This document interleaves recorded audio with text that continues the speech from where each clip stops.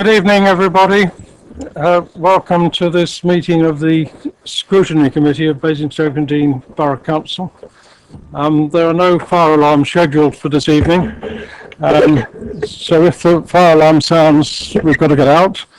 Please evacuate immediately. There are exits at that end and at this end, and go down the stairs and meet in the War Memorial Park. This meeting is being webcast live.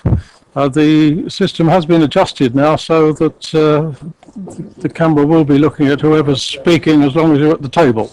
Sorry, Chair, I don't think they can hear you. Can you speak a bit louder? Well, I'm told I've got to speak a bit louder. So if you didn't hear any of that, ask the person next to you. Now,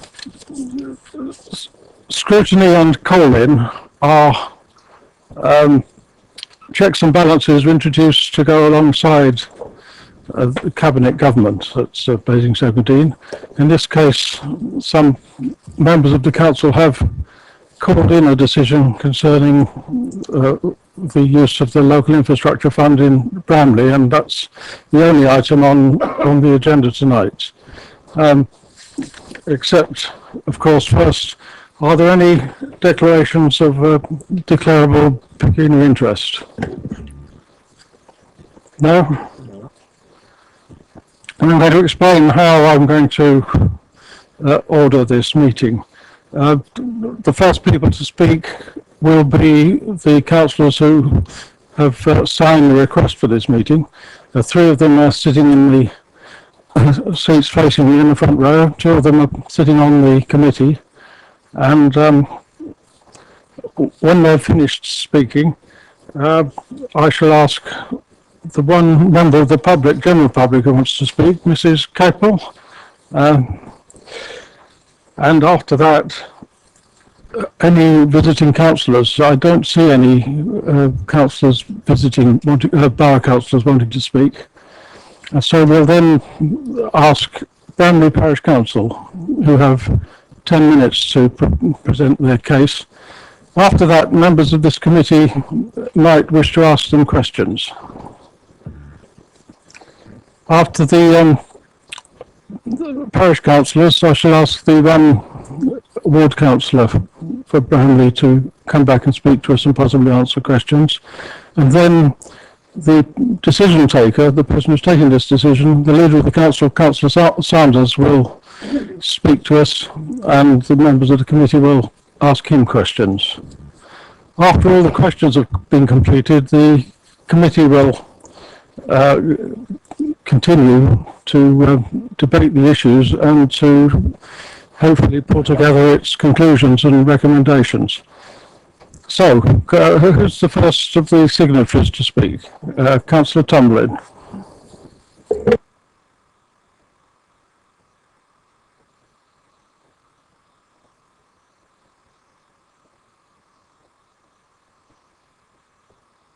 The signatories have a total of 25 minutes, which they can use as they wish.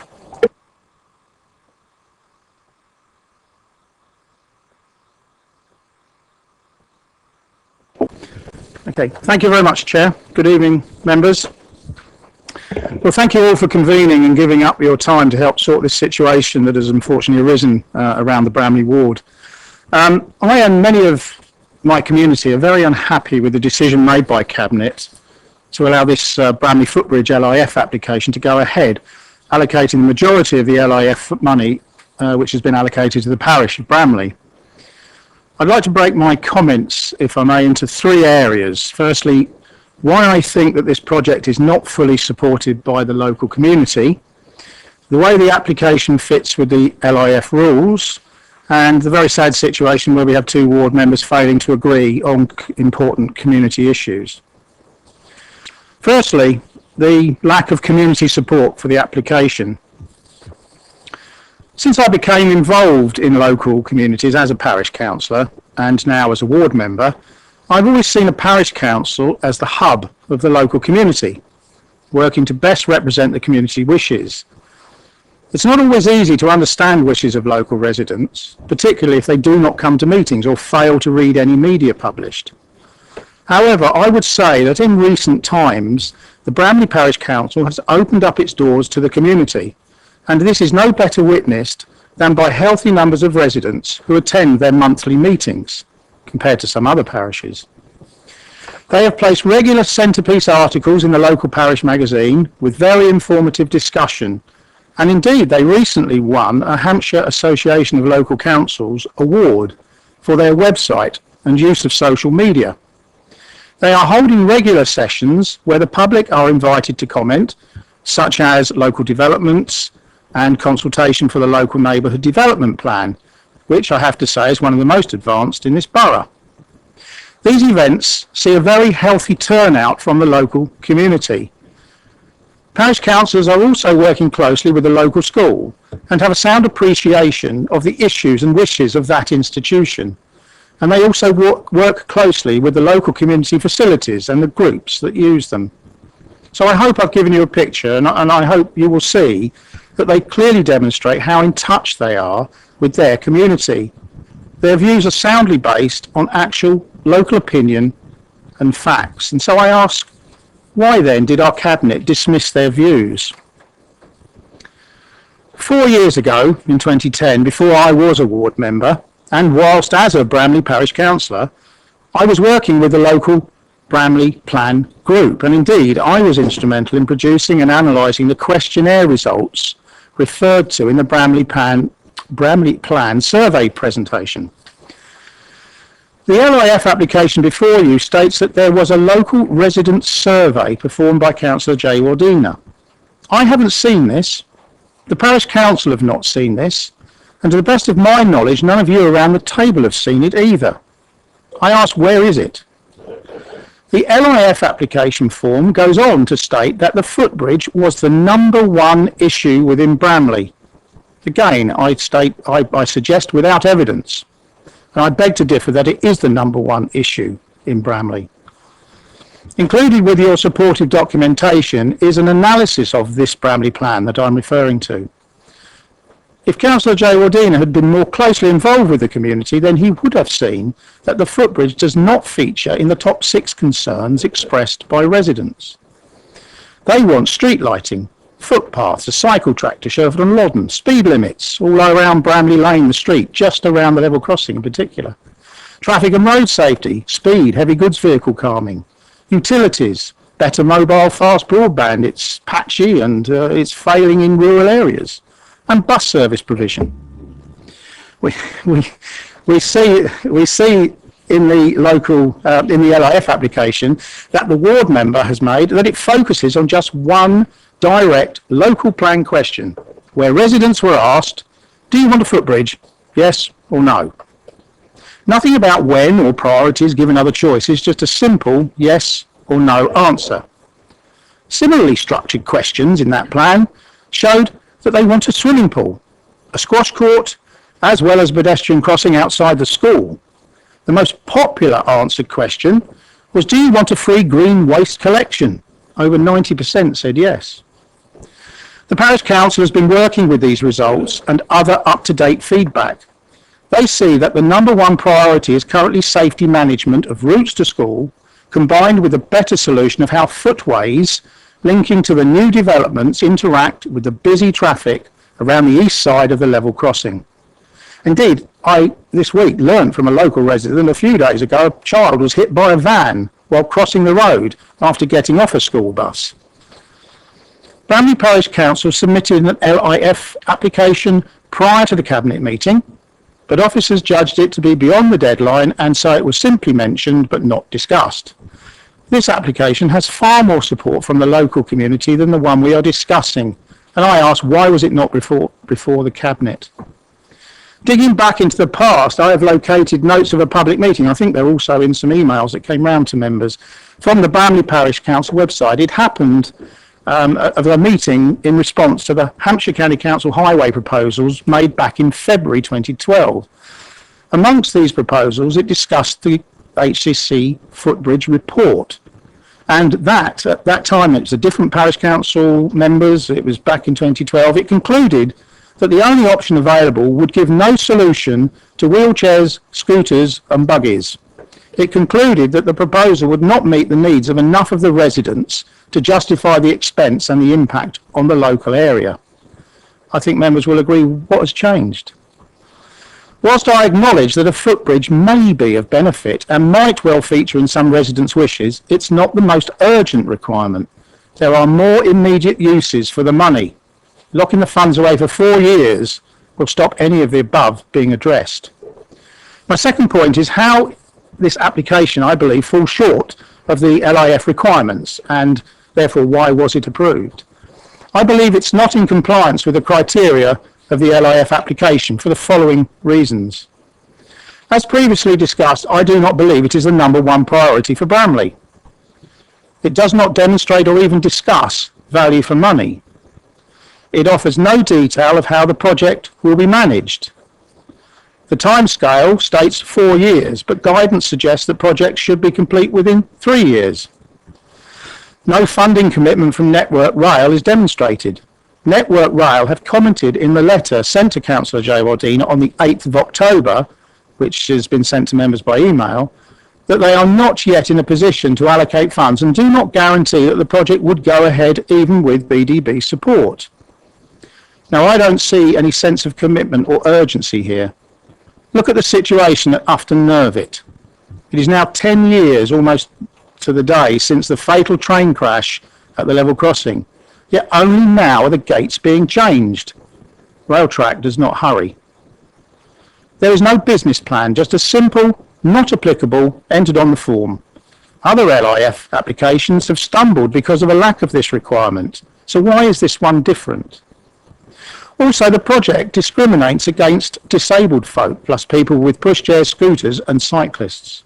Would this Borough Council want to be associated with such a discriminatory scheme and the bad press that it would generate? I suggest that if this were an individual or an organisation not directly involved with the council, then such an application would have been returned for further information. Furthermore, this application chiefly benefits Railtrack customers, and I would argue Railtrack should be funding the entire project, if on safety grounds alone, if no other. How can the Cabinet approve an incomplete application that is lacking in detail and plainly does not meet the rules? And finally, the sad situation where the two of us in the ward as members fail to agree. Councillor Jay-Wardena has made no effort to enter into a discussion with me, which I believe contravenes the LIF process requirements in having ward member support. In the application, he uses the phrase, as the local borough councillor. It's a shame he forgets there are two of us. He has demonstrated a lack of association with the parish council by his non-attendance at any of their monthly meetings throughout this year. He could do more to be in touch with the local community rather than go his own way. I even have had emails from residents who asked me why he does not respond to them, especially with regards to this footbridge. At an LIF meeting in April held with the officers, ward members and the parish council, it was clear throughout that there was an attitude of a done deal. I tried to work a fair compromise solution, but was told there was only one way that the project should go. All of the money now, plus all of the money is due in the next new homes bonus allocation. So given what I have said then, why did the Cabinet make the decision to approve this application given the lack of community support, the application falling short of the LIF requirements, and the fact that this proposal falls short in being accessible to all? I have to say, personally, it was a disgrace that at the Cabinet meeting we saw such arrogance from the Cabinet members in backing their man against the local opinion, coupled with the way that the parish councillors were dismissed and told that the Cabinet knew better. That is why we're here tonight. I do hope your debate will be fruitful, and thank you for listening. Now hand over to Councillor James. Thank you. I'd like to begin with two short quotes. The first from Robin Gisby, who is the Managing Director of Network Operations at Network Rail, who said, more people are travelling on our railways than ever before, and so it's important that we make taking the trains as easy as possible for everyone. Better accessibility will need to be a better experience for people with mobility issues, for those carrying heavy luggage or travelling with children. Secondly, I'd like to quote from the Council's Corporate Equalities Plan. It says, the Council strives to advance equality, eliminate discrimination, build strong communities, relations and deliver accessible services that meet the needs of everyone in the borough. The equalities work carried out by the councils goes beyond meeting the legal duties and is aimed at making the borough a place where everyone is treated fairly and with respect. This decision of the Cabinet does not meet the requirements of our equalities plan, nor our own equalities impact assessment guidance. It is clear that the decision of ring-fencing £500,000 requires a full equalities impact assessment. This is a 5-stage process and should identify affected groups, any negative impacts and how they can be removed or reduced. Having looked at this closely, I can say clearly that the assessment for this decision does not achieve this, and I am concerned that this decision can go forward based on the assessment done. What is striking is that I suspect that any other LIF application written in this way from someone who isn't Councillor Geraldina would not be passed this critical test. But then he is a portfolio holder for the LIF. What is also striking is that the Cabinet last month did not consider even the flawed impact assessment in detail, and so consideration of the different groups affected by the decision cannot be said to be given. As some of you know, the Council has an equalities working group made up of senior officers whose roles it is to support and carry out an equalities impact assessment. They also scrutinise those impact assessments. I have reviewed the minutes of the Equalities Working Group for the last 12 months, and I can see no reference in any of the minutes of the impact assessment for Bramley Footbridge being discussed at the Equalities Working Group. Why not? I find this odd, considering that the impact assessment states quite clearly that 5 groups of people will be negatively impacted by this decision. These 5 groups are identified as being the under-16s, particularly babies and toddlers, residents with physical impairments, residents with sensory impairments, people on maternity leave or who are pregnant, and those with caring responsibilities. So, despite identifying those groups as being negatively impacted by the proposal, the report goes on to say that this negative impact can be justified because building ramps or lifts to the bridge would be too expensive, and that disabled people, toddlers and babies can still continue to cross the railway line. However, there is no analysis of what is too expensive. There is no analysis of how much Network Rail could afford. So how have they come to this assessment? What would we put such significant money aside, ring fence from any other purpose, when these crucial tests have not been met? I hope that it is not just me that finds it outrageous and ironic that the very groups of people most at risk are the exact same people who will have to take the riskiest option. Why would we take a decision that runs so clearly counter to our adopted and agreed policies and positions? What is the point of having these policies if one member, who happens to be the deputy leader of the council, can ride roughshod over them? I am amazed that the current equalities impact assessment has been allowed to stand as justifying this decision. It is questionable and challengeable. Additionally, I'd like the committee to review the blatant disregard of the LIFT criteria within this process. This is the criteria that was agreed by full council in October last year, criteria that puts forward by Councillor Geraldina at Cabinet and at full council, and in which he has been applying in all of the assessments to date of everyone else's applications. The criteria says that there should be a need and a community support for the project. I don't believe that either the need or the support has been demonstrated. Clearly the parish and fellow ward councillors tell us that they do not support the application. There is no evidence within the application to specify how many people would benefit from this proposal, but what we do know is that there will be only those able-bodied trained users. Criteria says the project should demonstrate a significant long-lasting impact on the local community. No one can deny that a bridge would be a long-lasting physical reality, but what about the long-lasting negative impact of acting as a constant reminder to those in the community who would be denied access to it? The criteria says the project should be justified by the benefits, i.e. the project demonstrates value for money. Again, there is no evidence that demonstrates the cost and the benefits. There is no business plan, no business case, no financial assessment has been undertaken to justify the decision. It's simply a desire, a whim of the deputy leader. Other LIFT applications have had to go through a far more detailed assessment for far smaller sums of money. The guidance is very clear that a business plan must be submitted and assessed and have the support of the local borough councillors, plural. A critical point is that the investment should not be used to fulfil obligations of third parties, in this case Network Rail. The criteria says that the project should be deliverable within 3 years. The project before us tonight states 4 years, and 4 years, as I understand it, is on top of the 12 months ring fence project period. Finally, the criteria says that there should be commitment to partnership funding has been secured where appropriate. There is actually no commitment for funding at this stage by any partners. Yes, Network Rail have said that they want to talk about it, but they haven't committed any more than that they certainly haven't committed any money to it yet. Councillor J. Ordina is proposing a partnership with County and Network Rail, third parties, who have not committed a penny yet.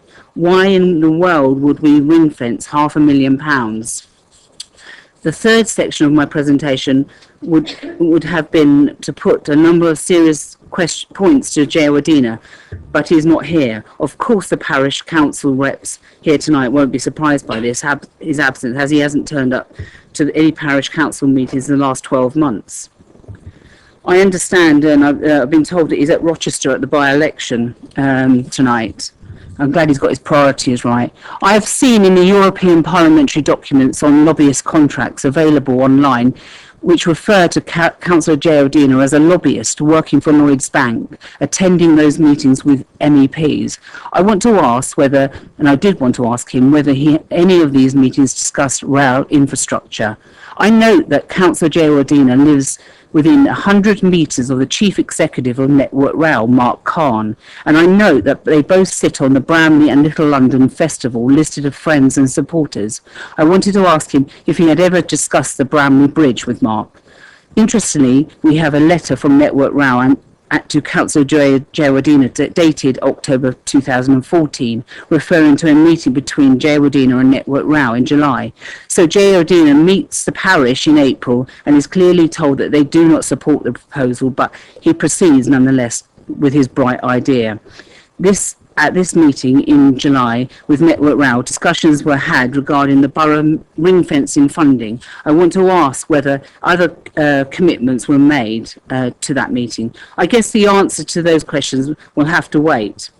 Perhaps the decision should be suspended until J. Ordina has an opportunity to respond.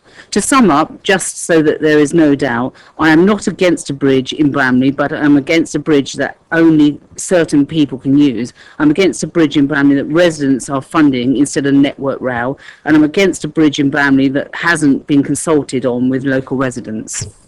5 minutes. Thank you, Chair.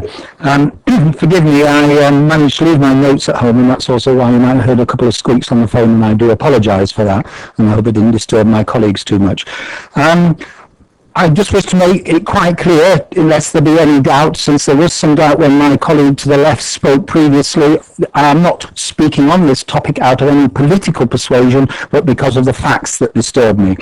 I attended the Cabinet meeting for completely different purposes, but I was rather shocked at the patronising way that the speakers from Bramley were treated. That made me look towards this call-in, and when I started looking at the paperwork and the criteria on which a LIF application could and should go forward, I was quite frankly appalled to see the mismatch between what was required and what was being delivered. In fact, on the decision notice, it says that all the criteria are met. Well, I think there's a word missing, and it's the word not.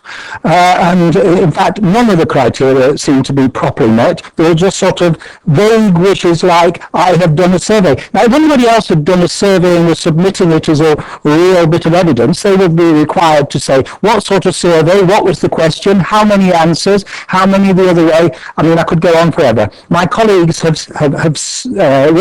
dealt with most of the main issues, but the one thing I can't get out of my mind, apart from the process being absolutely appalling and not complying with our own guidelines, is how we could be putting in something that is so user uncompliant. There's a simple thing of would people who are not rail travellers be able to use the bridge? Because reading the papers, it's quite clear that Network Rail is saying that if you enter a platform, you need a platform ticket. So that means if you're just a casual person going to school who is able, fit, and doesn't have a bicycle or a child to wheel along, you still couldn't use the bridge because you wouldn't be allowed onto the platform. What sort of nonsense is that? And that's being put forward as a serious application. We then have the lack of a lift for those that are, which is obviously the only way forward because of land requirements.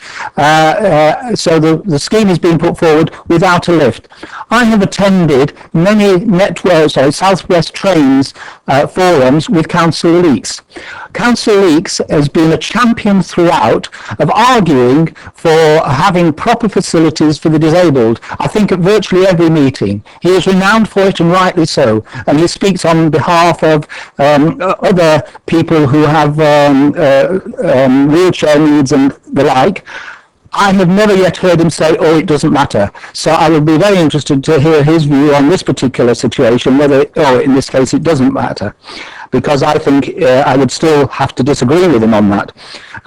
There's also the question, if one reads the latest newspaper today from the Observer, that we're looking to having double-decker trains. Now, I think Network Rail might be a bit shocked at this idea, but just saying for a minute that this were true would be smashing into this bridge before it had been erected by the timing of the thing. And there's the ongoing discussions about electrification of that particular track, or lots of track locally, but that particularly to enhance freight movements.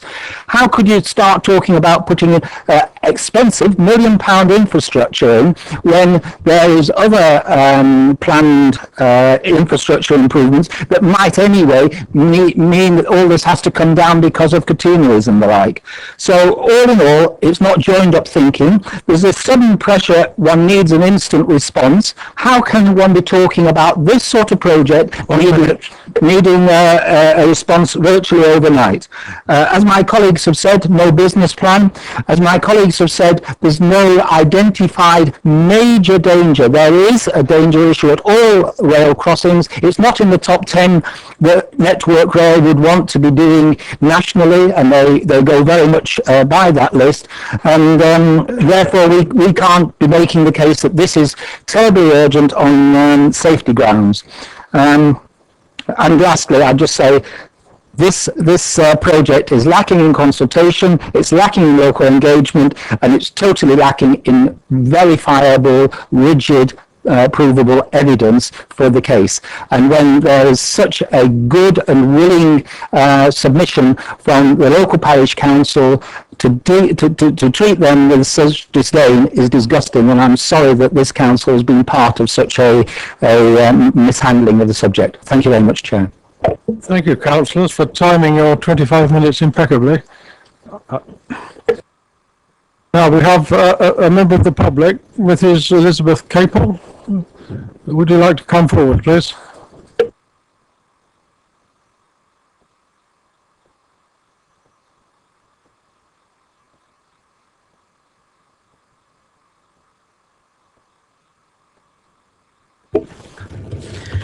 Good evening. Back in 2010-2011, the Bramley Plan questionnaire asked the whole village, do you want a footbridge, yes or no? A percentage answered yes. Since then, Ranelagh has pushed ahead with funding discussions and secured funding for the footbridge. I don't feel that Ranel's decision to pursue the building of the footbridge in Bramley is based on the views of the majority of the village's residents. The footbridge that has been suggested for Bramley will only benefit a select few of the people living within the village. Mums with pushchairs, young children, the elderly, wheelchair bound and the disabled won't be able to use it and so won't benefit from it. No thought seems to have been given to the negative impact that the bridge will have on the village either. Kids using it to play on, creating extra noise for nearby residents, invasion of residents' privacy, a reduced quality of life for its neighbours, the large groups of young adults using the crossing on a Friday and a Saturday night that are loud and unruly already now, and of course the sheer size and ugliness of it slap bang in the middle of our village. I don't feel that Ranelagh has engaged enough with the residents in all of our community. He's not been to a parish council meeting for a year, hasn't called personally on any of the residents that live in the immediate vicinity of the footbridge and asked for their views, comments or observations. In fact, no one has. He's not answered a neighbour's email, a Facebook post, and when a meeting with him and the crossing's immediate neighbours was requested back in May this year, no reply or comment was made by anyone. Quite simply, there has been no real visible presence of any kind from Ranelagh in our village for months. The residents by the crossing see and hear what goes on 24 hours a day, 365 days a year, not just when a train comes in. And we see that there are definitely far more cars using that crossing than residents or commuters on foot. The residents that will be affected most by the footbridge seem to have been forgotten and are fed up with having to find out any information and progress about it from the media and other sources. Ranelagh just seems to be avoiding us. Building a footbridge seems to have become more of a priority than the actual safety of all of our residents. There will still be vulnerable groups of residents walking over the crossing and a huge number of cars travelling through the village daily, even if the footbridge is built. So what will he have achieved? Thank you very much. Thank you very much. Now, there are representatives from Bramley Parish Council here. If you'd like both to come forward, that would be fine.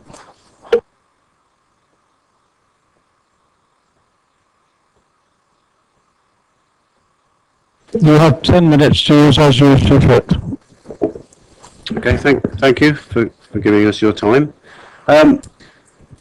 Do you want to wait for extended periods of time, often in the rain, while watching others use a footbridge installed using community money that you are not able to use? How would you answer that in that situation?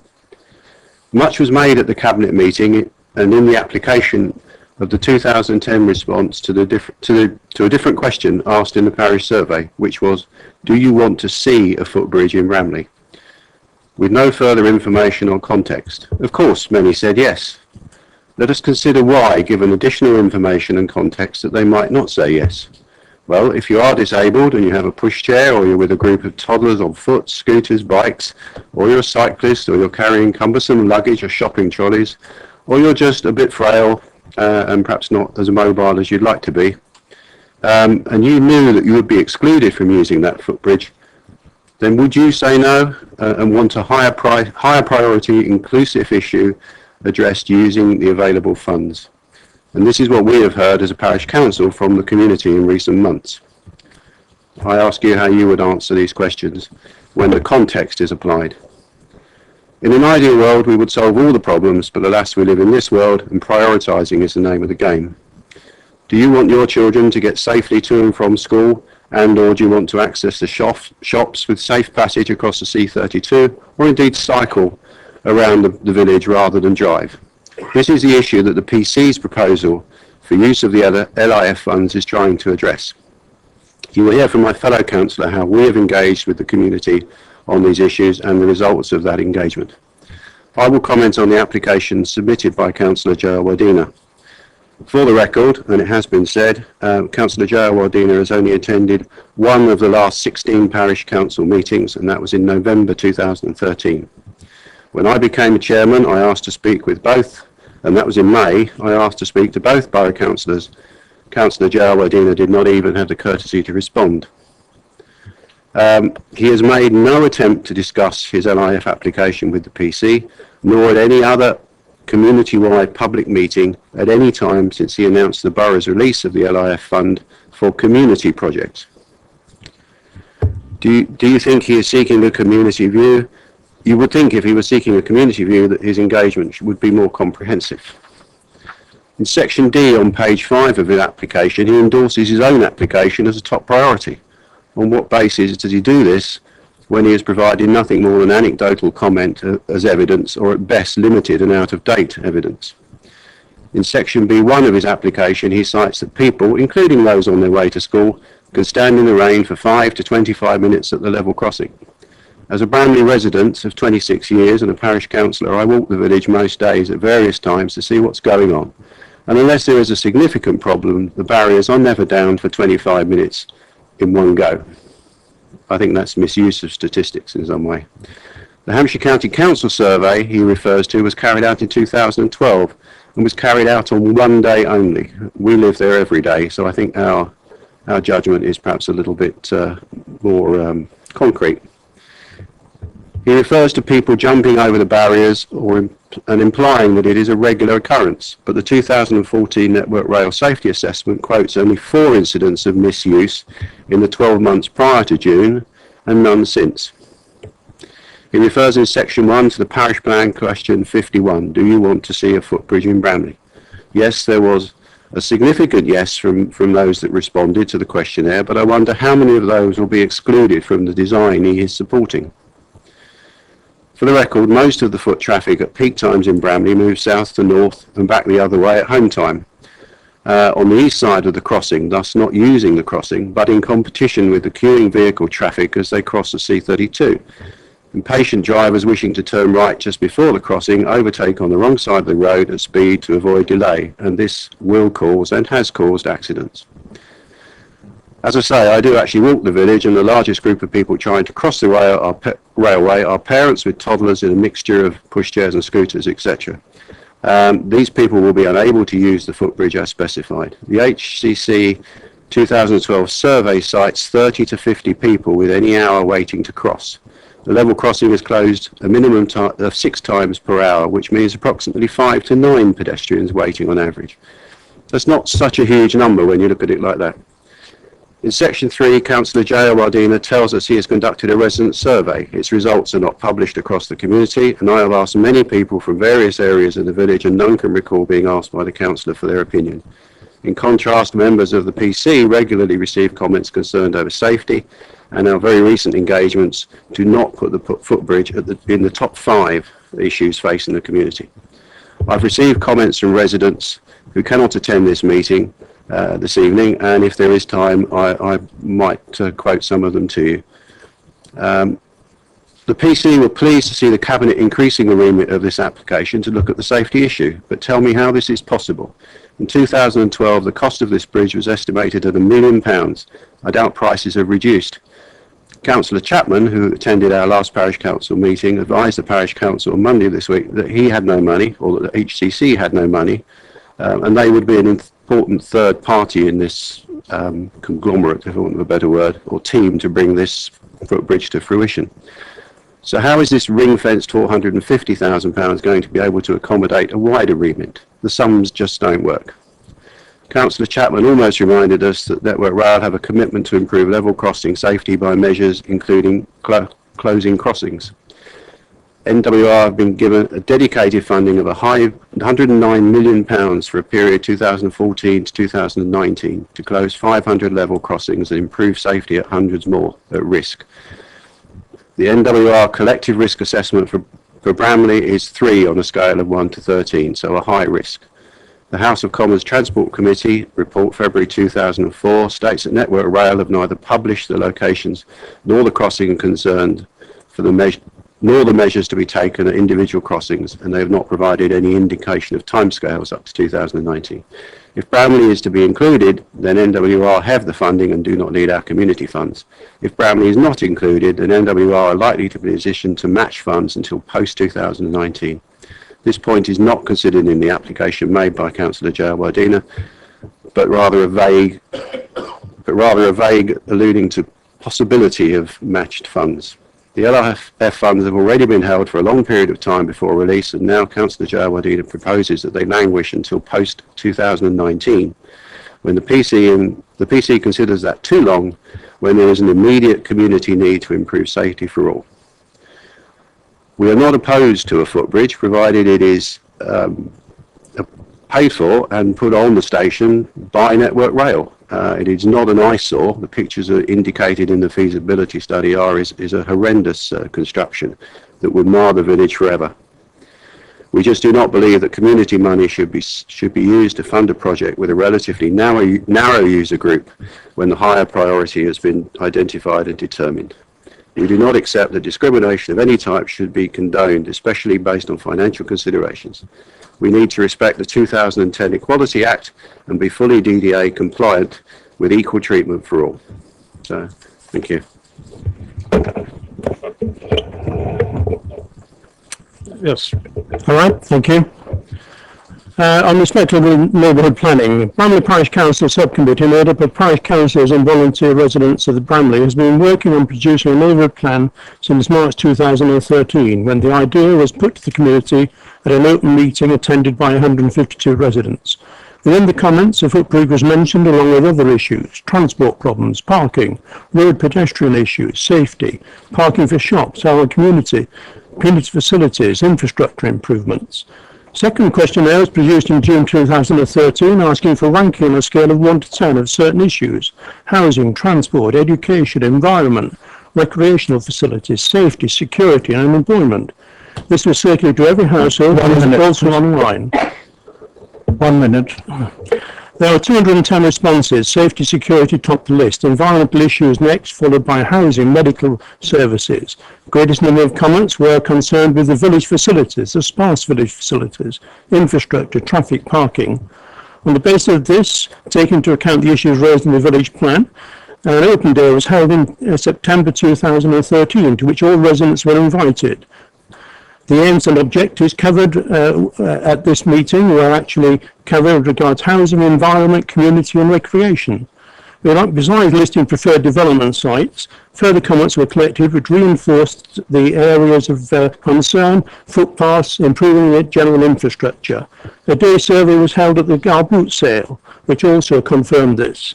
In December, we held a survey at the station, where in fact obviously all the passengers were in favour of a footbridge or an underpass, which would be to be expected.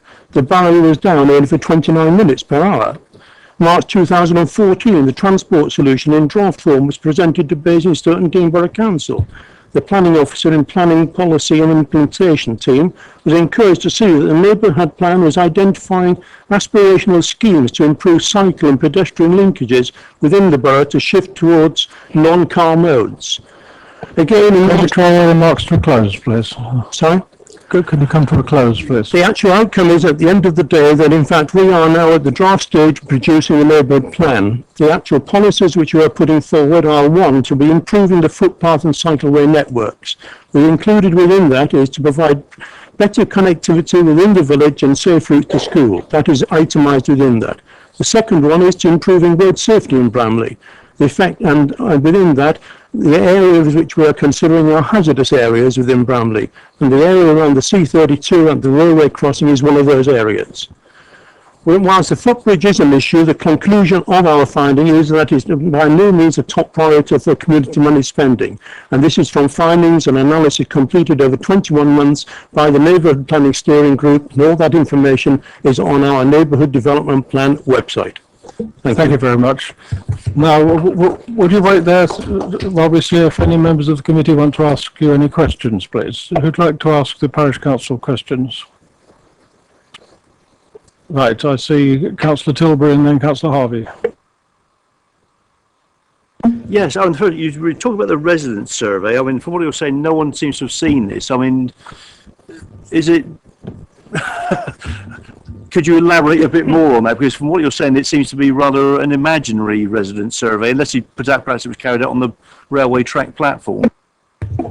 I can't claim that we've consulted with the vast majority of the parish. There's 4,500 people.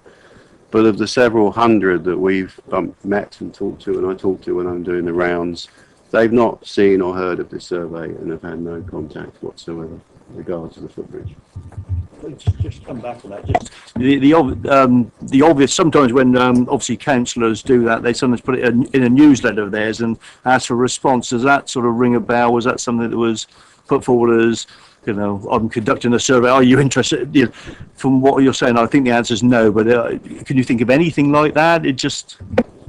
We've not seen anything at all as regards that. Obviously, comments have been made within the local magazine concerning his application, which he's been put in for footbridge, but with no reference has been made or actual communication with regards to the results of any survey which might have been conducted outside of the neighbourhood development plan area. Councillor Harvey. Thank you, Chair. Could I ask what consultation, if any, you've been involved with specifically on the LIF application itself? Consultation with the residents or Councillor Joe Wadena? Okay. We had one meeting here at the offices here with Councillor Joe Wadena, myself, two other councillors and Councillor Tomlin, where his application was announced. We didn't have a document to read and we discussed it and we gave our reasons for opposing it. In terms of our consultation with the residents, it has been at our open days. It has been through them stopping us in the street and speaking, and we have ourselves published articles in the magazine. Can I expand on that in respect of, obviously, I didn't have an opportunity to give you some statistics, but obviously, and our latest survey, which was in October 2014, then this was a survey which we'd done concerning sites as regards the maximum number of houses per site. But besides the actual responses there, we had 144 issues listed by the residents that needed addressing as regards extra housing going within Bramley. And the areas which were covered was obviously infrastructure, schools, safety, traffic, communities. Only two were actually commented in regard to requiring a footbridge. And that has been the case. The previous actual survey we did one in March 2014, out of 47 notes, giving 78 specific comments on individual issues, 4 out of 47 only commented in regard to requiring a footbridge. There are other bigger issues affecting Bramley than a footbridge, which residents want addressing. Can I ask you, in terms of your own application from the parish itself, what challenges have you faced in terms of trying to put forward your own LIF application? I think the biggest challenge is that we're not professional planners or engineers or safety officers or whatever. So we've taken comments and we've tried to turn them into practical solutions. You know, simple things like pedestrian crossings, standard pedestrian crossings, some fences, some shelters, some line painting. We don't own the budget, so our other thing is we have to go and talk to other people. And getting time to put our thoughts together and communicate has not been easy. You know, most of us do other things during the day as well. So time is the biggest thing. We know the questions to ask, we know the people to ask, we just haven't had time to collect all the information. But the sums of money for some of the proposals that are included in our proposal come from the county's websites telling us the cost of different types of crossings. So we've done our best, but we need more time. To the best of your knowledge, is Councillor J. Wadena an engineer of any kind? I think that's out of order. I don't know him well enough to comment, to be honest. It's relevant on the basis of the experience of putting together a LIF application. The applicants are saying quite clearly here, in your application, you needed support and assistance. Can I ask you, in that cabinet meeting, when you sat there, what was your reaction to what you heard of the debate and the process that the cabinet went through on that evening of reaching its decision? I was disappointed because although we knew our application was late, we had been told we could put it into that meeting and it would be considered, and it was clearly not. And we were disappointed in the way we were treated, but sad to say, we were not necessarily surprised. And we don't wish to make a meal out of it. We'd rather spend our time trying to get the right things for the community. Can I just quickly ask you on the back of that, who told you it would be considered? Primarily, I think it was Councillor Tomblin, because he was helping us to get the application in. But I had some emails with one or two of the officers saying, you know, we're putting this in and we know it's late, but we never got an email back saying you're too late, it's not going to be considered. Councillor Regan? Chair, I was just going to ask, you had some comments from residents that you were referring to? I have a few that I just kind of summarised. If you want a sample, then I'm happy to give them to you. Right, here we go. These are some of them are said by one person, some by many. Councillor J. Wadena has never asked my opinion on this matter. I do not disagree with a footbridge. I do not disagree with a fully inclusive footbridge, but not funded with community money. It's up to Network Rail to fund their own. I would like to see provision for disabled people, covered waiting areas with some seating for those who would not be able to use the footbridge, of any type, the waiting shelters. It's okay for able-bodied people, but not for anyone who is already disadvantaged in travelling, in getting around and travelling. The PC are out to support the whole community and not just those able-bodied people. I support them. Consider the ageing population and their needs for once. A footbridge, as described, does not do this.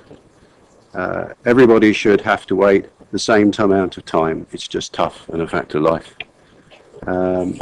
Why is money being spent on something NWR should and could provide out of their own funds? If Network Rail installed a different signalling system, that would keep the barriers open for more of the time. And at peak times, there are over 85 vehicles waiting to go east to west at that crossing. So the motorist is the most disadvantaged person. But we understand the rules when we buy a car. May I, Chair, just actually comment on that regards it? Obviously, from a neighbourhood planning point of view, then we've had these 5 surveys, which at the end of the day, although the footbridge is actually being listed, is not of the greatest priority for the community. That is what is coming out, and that is the basis of our transport actual policies, which are at the moment in the editing stage and have been presented to Basingstoke and Dean for scrutiny. And obviously, at the end of the day, as I pointed out in my script there, that the planning officers were in favour, in line with the local plan, that regards encouraging pedestrian cycleways to get away from motorised transportation. And this here is one of those. Our application is in that line. Thank you. Councillor Regan has a question for you. Yeah, thank you. In terms of the survey that Jill Winder's referring to, asked the residents, did they want a footbridge? Are you aware why the question was put? Did he say, do you want a footbridge just for the able-bodied, or do you want a footbridge that would be disabled accessible as well? Are we talking to the survey which we don't know about? Yes. I can't answer the question. That is the answer. We can't answer that. I can't answer it. But I would say that as they play on question 51 in the parish council, in the parish plan questionnaire, which just asks the simple question, do you want to see a footbridge in Bramley? If it's in the same vein as that, then it's little use, but we don't know. So people are aware, most people aware now in the village, Bramley, that the footbridge, if it's built under present proposals, it's not disabled accessible. I have tried to make them aware of that in 2 of the last 4 parish magazine articles we write, and we've also said it at our parish council meetings and whenever we meet informally or formally with anybody else. So they are aware of that, and that's why we've had such a response about the inequality and unfairness of what is being proposed. Councillor Taylor. Thank you very much. The one survey that we have got some results from is the one that you conducted in 2012, which we've just referred to.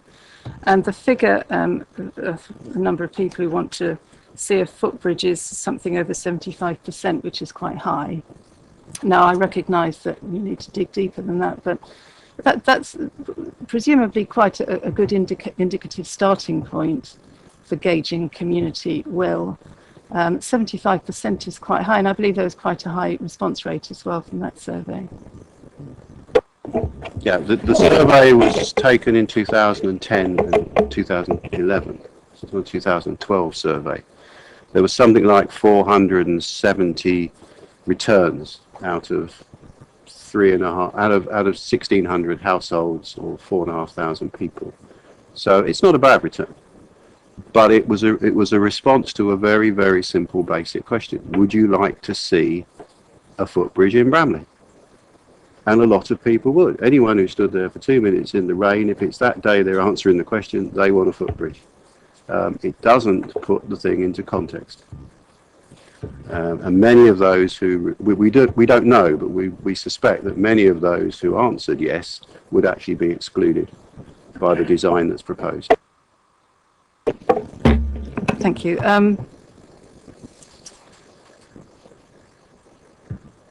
I'll reserve it for later. Councillor Falconer. Thank you, Chair. Yeah, a question for the parish council is it under the impression that this bridge will in fact be built?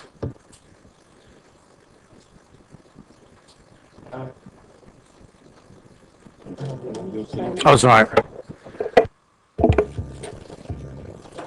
I guess the honest answer is there is a feeling that yes, no matter what opposition, how justified, there is a likelihood it will be built. But we don't know for sure. We're not opposed, as I've said, to a footbridge put in the right place, of the right design, following a planning process and paid for by the people who should be paying for it. What is being proposed is not that. It's using our community funds for something else. So we are a little concerned that and the community in general, not just the parish council, are generally concerned that this will go ahead no matter what. And that's what this council faces.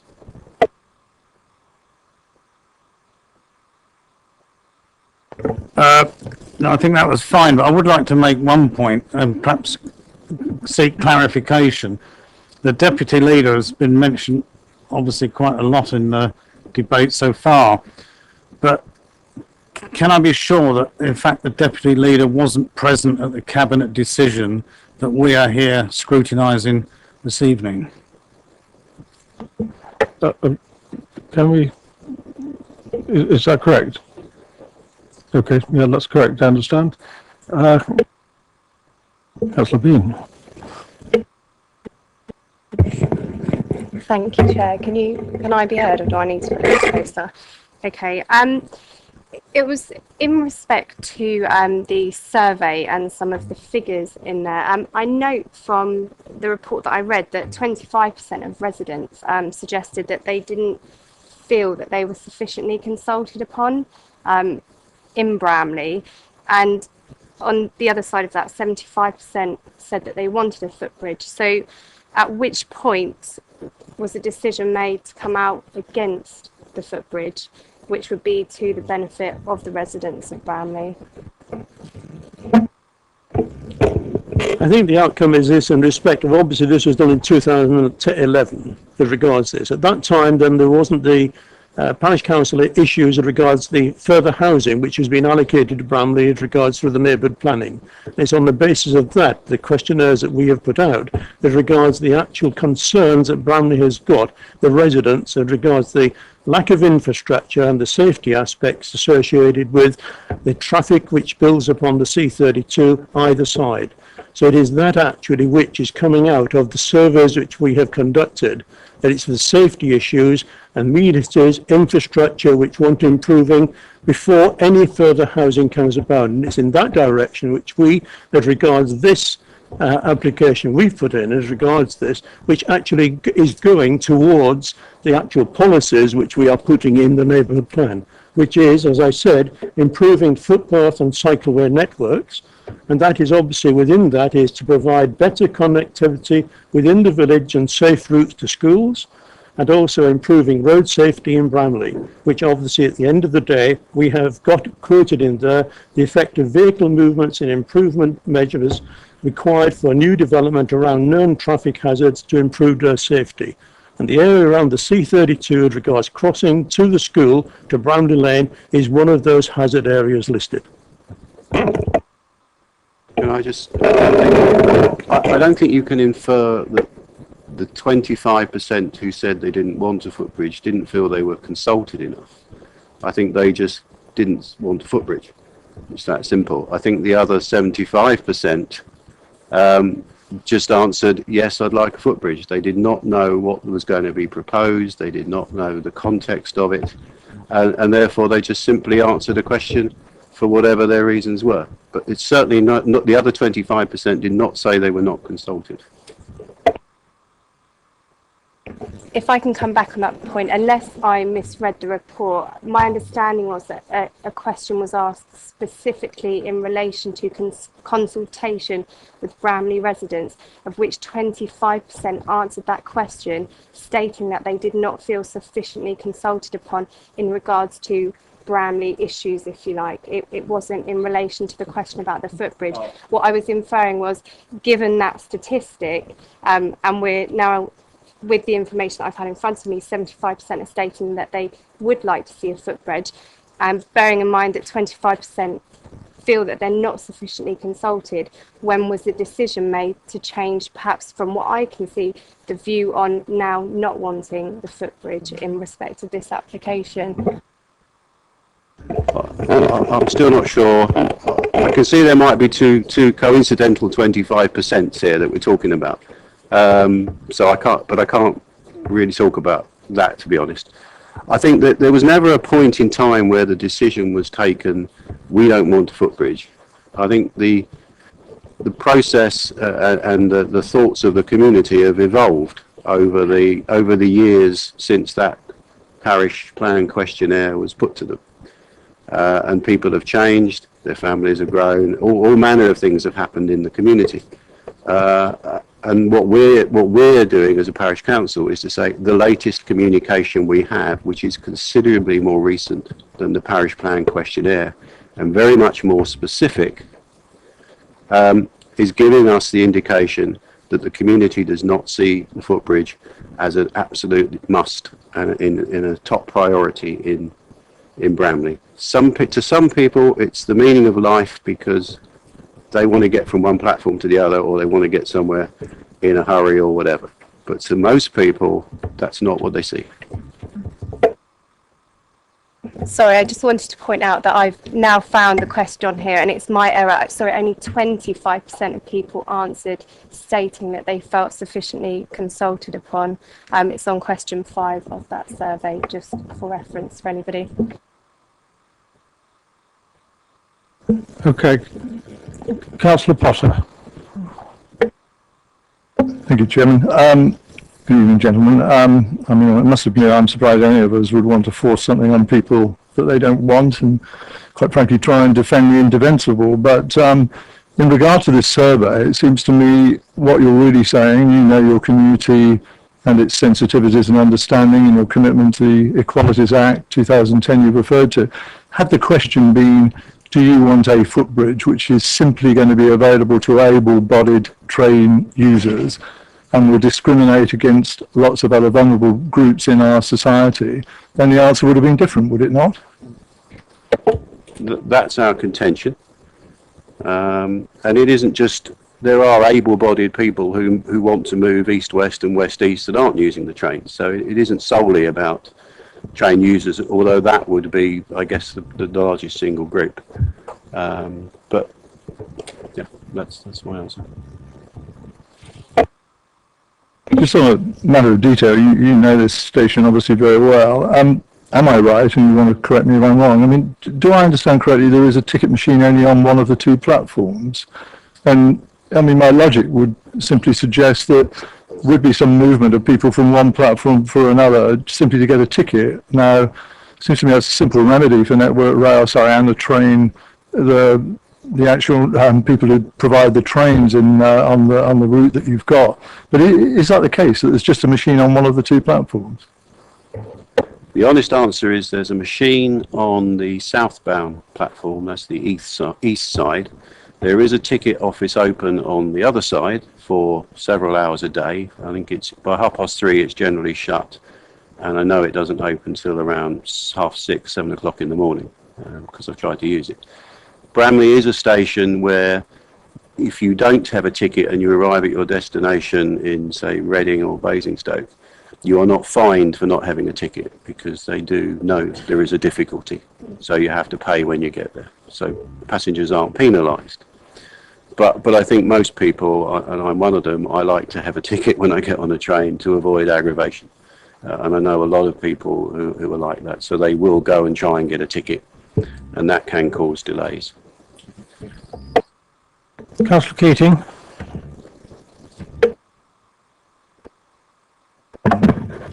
Thank you, Chair. Perhaps you could clarify that my thinking is accurate. In 2010-11, there was a wide survey, and question 51 was, would you like to see a bridge? Without qualification or discussion. Then you carried out as a parish council a number of surveys recently, and there is the elusive survey, which is not recorded anywhere, that Councillor Giardina quotes to support his LIF application. I carried out the survey, and none of us have seen that. Is that accurate? We have not seen the survey at all. No, as regards which is quoted in the application as regards surveys being carried out positive towards this application. No. And the rest of your understanding is correct as well. Yes. Thank you. And when the survey in 2010 was carried out, 2010-11 was carried out, am I correct in understanding that even though a lot of people said we'd like a bridge, irrespective of who could pay, irrespective of what kind, irrespective of whether the Borough Council are going to put £500,000 in or not, we'd like a bridge, because they didn't know about £500,000, they didn't know about the qualification, only able-bodied. That was not the priority, the top priority of that particular survey result. Am I correct in thinking that? On that one there, obviously it was a very long questionnaire completely as regards it. The question which you're referring to, there is no opportunity for any comments to be made on that. It's a straight question, do you want a footbridge? Would you like a footbridge? I'd like a lot of things, and at the end of the day I would say positive yes. But there was no justification for it or no explanation at all. It's our surveys here where we've had, as regards since March 2013, engaging with the community through questionnaires circulated to all of the residents, and also open days, 2 open days we've held, along with the Parish Council one where they actually engaged concerning the Mitchins Lane development, that we have received these positive vibes as regards what they would like to spend the money on, when this is one of the areas where it is concerned in respect of the infrastructure in Brownley cannot cope, it needs improving, and covering all the aspects associated with infrastructure. It has been said that obviously the footbridge could be part and parcel of the network, but it can't be part and parcel of the network because it isn't capable of actually taking pedestrians with buggies, cyclists, or whatever it may be, which is required to get the traffic off the roads in agreement with the local plan policies. Thank you. One or other of you referred to, you had one meeting earlier this year here in the Basingstoke offices of the borough, and the bridge application was announced, is the phraseology you used. Were you aware of the intention of the other councillor, Councillor Giardina, to talk to Network Rail direct, meet with them? Were you aware of that? I think I could speak for all the parish councillors. We were not aware he was involved in direct conversation on the subject with Network Rail. Therefore, the conclusion of that is you wouldn't necessarily have approved it had you been aware. Sorry, can you repeat that one? Sorry. My conclusion from your answer is that even if you had been told, you wouldn't necessarily have approved it. That's correct. We think the proposal is flawed. Councillor Bean. Sorry, Chair, for another question. It was just in regards to the date. I'm sure you said there was a date when you had a meeting here with Councillor Geraldina, at which point he presented his application to you. Am I right in thinking you did? And if you did, could you just confirm what that date was again, please? I said we had a meeting with 2 officers, both borough councillors and 3 parish councillors. The application itself, i.e. the documentation, was not presented nor discussed. Just the idea that the money would be ring-fenced for £450,000 for the footbridge proposal, and the officers explained to us that the key words in what Councillor Geraldina said, that there would be matched funds by Network Rail. It was springtime, April, May, maybe. Yeah, certainly around. Yeah, 16th of April. Yeah. Second. Yeah. Okay. Does that answer your? Councillor Taylor. Thank you. I appreciate that you want to dig deeper on this whole question of the footbridge. It's not a straightforward yes/no answer, so the 75% may well reduce when they know more about the funding and the restrictions, etc. You say you're disappointed with the Cabinet decision, but when I look at it, the salient point is that that Cabinet decision was revised in order to buy time in which your views and concerns can be explored and public opinion can be explored further. And I noticed in the report that officers in several places say that the parish council's concerns could be taken into account as part of the feasibility study.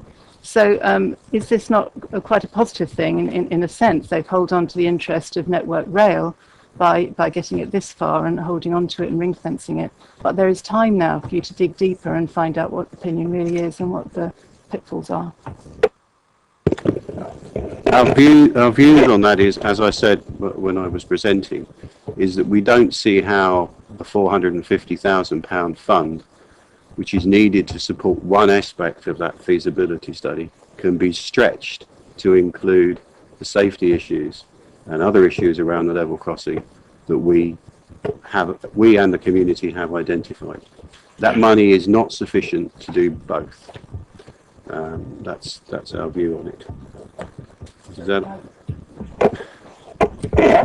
At that meeting also, as well as regards that, then it was actually said that there would be more money coming from the 106 monies at a later date, which could actually address our situation, which we didn't think was very satisfactory, seeing it is of a high priority and a safety aspect associated with the residents of Bramley.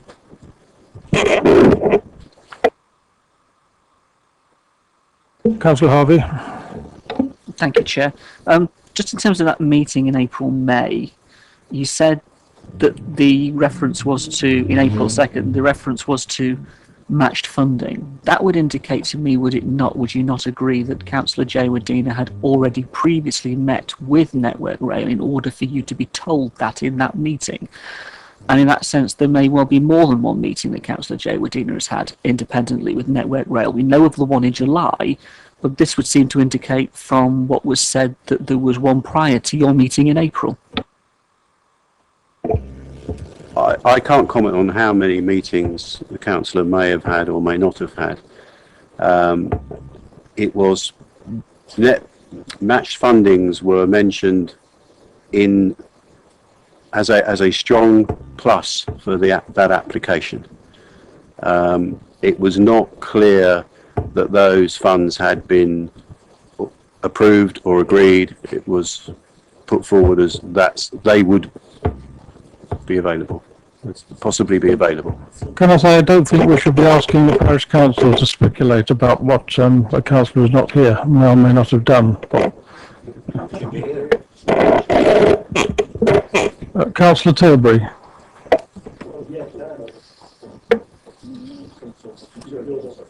Sorry, forgive me. I'm doing that.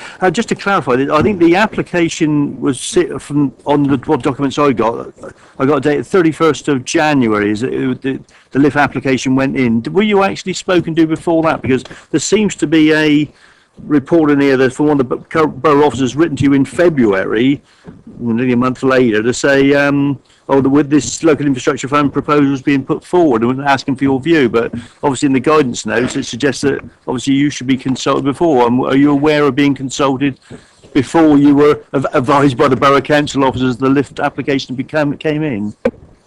We were not consulted at all on this application. No.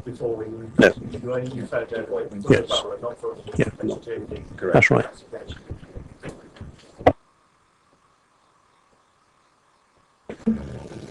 Anybody else to ask the parish council questions?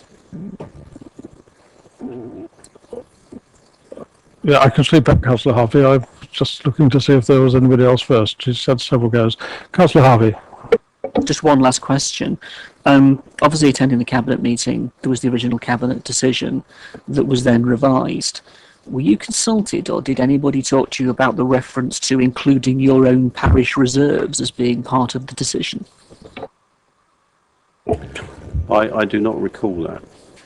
I do recall that the chairman was advising that the remit be expanded to consider the safety and other aspects.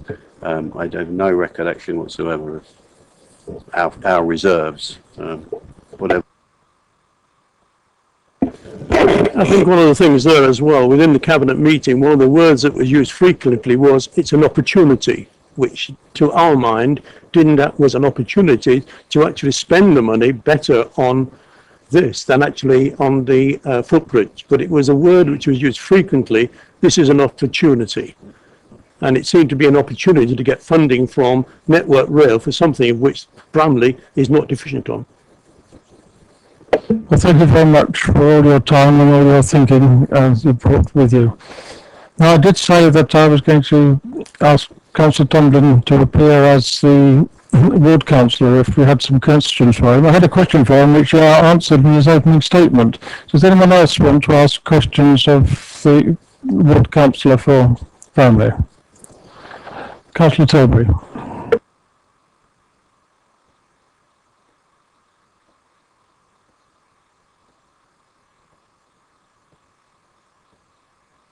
Just a very simple question on the same line, Chris. I mean, were you consulted by Councillor J. Rodina before the application? I think I know the answer, but I mean, were you consulted before? No, I learnt of it in exactly the same way as the parish council did, by way of the seeing some emails about the meeting that was coming on the 2nd of April, where we all sat around the table and decided to try and, as I said in my opening speech, if you like, that I tried to find a compromise where we could try and do as much for Bramley and satisfy both of us as a sort of kind of mediator, if you like. But it was clear that it was almost a done deal. So that was the first time for me. Yeah. Anyone else? No. Well, thank you very much, Councillor Tomlin. Councillor Sanders is here as the decision taker. You have as much time as you want, and then we'll ask you questions. Thank you very much, Chair. I don't propose to take up too much time because my voice may not last for too much time. What I would like to do is just briefly rehearse some of the history of this, because and then just to talk about the decision itself, because actually we're not here to discuss what Councillor Jayawardena might or might not have done. What we're here to discuss is the decision that has been made and whether it is an appropriate decision. And other comments about surveys that he may or may not have taken, which were never taken into account in the report or were taken account at the meeting when the decision was made. Neither are they relevant, and certainly not where he may or may not be this evening. Though I would be fascinated to know how Councillor Mrs. James actually thinks that he's in wherever it is that they're holding a by-election. My understanding is actually away in business at the other end of the country, but no doubt it was appropriate to raise that issue. But it has very little to do with a footbridge going on over the railway in Bramley. I'm sure this subject area has been under discussion for a lot longer than going back to 2010 when the question was first raised in the questionnaire that was done. It must have been a long-running saga, I would think. There was at that time a very clear statement, 75% of people saying yes, they would have one, and one can accept all the caveats that you can put around that 75% of. It was a very straightforward question, but it's still 75% is, I think, enough interest to say that it was worth pursuing. And indeed, the parish council thought it was worth pursuing, because in 2012 they said that if there was a possibility to proceed further, they would discuss it and consult further once the Network Rail position was clearer. So there was a very clear intent from the parish council to try and discuss further the possibilities of a bridge. In March 2013, they say it therefore appears, if there appears to be progress in the near future, there would then be consultation to establish the views of Bramley residents. A very sensible thing, because clearly you cannot ask people about do they support a bridge or do they not support a bridge until there is a clear proposal of what that bridge would look like. And actually, they were very, very clear on that point in March of this year, when they said, we support the principal requirement. However, we want to understand where it would go, what it might look like, and how much it would cost. And in their comments on a future proposal for a lift grant, which was submitted, I think, in April of that year, they actually said, Bramley Parish Council seeks an opportunity to work with the local business community, Network Rail, Hampshire County Council and Basingstoke-Dean. If Network Rail is prepared to match the funding from a grant from the borough, and if others such as local landowners and businesses are prepared to add their resources, the community may significantly benefit from a safety-driven enhancement to the railway crossing and paths within 100 metre distance around the crossing. It is possible that the safety-driven infrastructure enhancement could include a footbridge. However, details of the infrastructure upgrade needs to be defined through the concept and assessment phases of the programme. If one looks at what the decision does, firstly, the decision does not allocate money. There is no allocation of funds to build a bridge, and that is a complete red herring to say that it is. What it does is ring-fence the funds so that if a decision is made to build a bridge, they would be available. But it is not actually making the decision to do it. What it is doing is creating the environment where what the parish was seeking, which was engagement in particular with Network Rail, can actually happen so that a feasibility study can move forward. Network Rail very clearly in their letters say that if you can ring fence for 1 year only, that money, they will carry out the necessary studies so that it is then possible to make a judgment on, is this the right solution for Bramley? Is this a solution which the local residents would support? And to do so in the context of any other environmental improvements that the parish wishes to carry out. That is the sole purpose of that decision. That is actually what that decision says, not a lot of what people have claimed that it says. That was the reason why we included in it the fact that we should move both of these projects forward to a feasibility study. Hampshire County Council, in their comments on the proposals put in by the parish council, which were considered, clearly itself says that much further work needs to be done to assess how many of them are or are not feasible, are practical, and to look at what the cost would be. And Hampshire County Council, who would be largely responsible for carrying most of these out, also says that quite a number of them could well be combined with a bridge. Therefore, it seems only sensible that to give the residents of Bramley the opportunity to make an informed decision, that you should create the environment where the necessary work can be done in the course of the year whilst funds are safeguarded, to make sure that if the choice is made to go down one particular route or another, that is possible. To give the opportunity for everybody to look at this in the round as a total picture, rather than to make a decision to do one thing or another, and possibly one thing in favour of another. That is what that decision says. That's what that decision does. All it does is give to the people of Bramley the opportunity to get the facts in front of them first of all, and then for a decision to be made. It does not do anything more or less than that. Questions for Councillor Sanders, please. Councillor Leeks.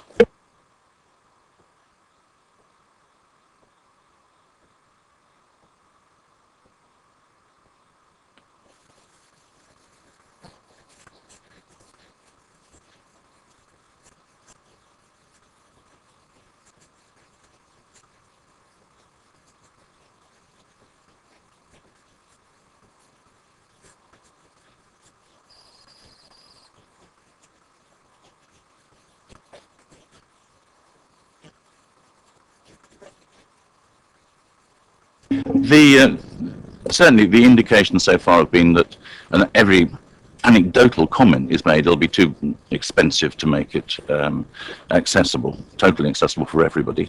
But I don't necessarily accept that. It is the terms in which you write the requirements of that feasibility study which will set the parameters that you look at. And I'm not an engineer, I don't know the ins and outs of it.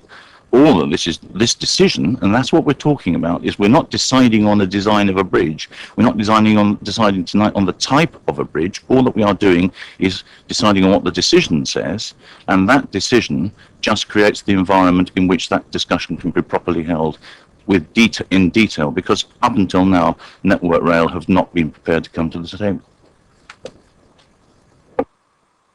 Any more questions? Councillor Potter. Where should I start, if I may, with Councillor Sanders? I mean, in regard to the response that you've just given to Councillor Leeks, I mean, I wonder if you could clarify this. I mean, in terms of the equality impact assessment, which you've accepted, and that is part of the decision that obviously we have before us, or bills to that decision, referencing that, which again you've accepted, is that a fully accessible footbridge in cost terms would be unaffordable and prohibitive, and that's the thesis that you've accepted. I mean, I'd like to know what is meant by unaffordable and prohibitive to you, what your interpretation of that is, and why it would be either of those things. There doesn't appear to be any evidence that other models have been costed, and so in terms of your acceptance that a fully accessible footbridge would be unaffordable and prohibitive, how do you base that analysis? I think I actually said quite the reverse. I didn't say that it was unacceptable or unaffordable. I said that we don't know, and that is the point of a feasibility study. Sorry, with respect, the equality impact assessment, which forms part of the position that you're now in, the decision you've taken, includes that analysis and talks in those terms. Now, if you accept that equality impact assessment, which you have done, you accept the premise, it seems to me, that fully accessible footbridge would be unaffordable and prohibitive. So to suggest in terms of future that can change is disingenuous, is it not? Once again, I think you need to look at what the terms of the decision is. The original decision, of which the submission and that impact assessment formed part, was to allocate money.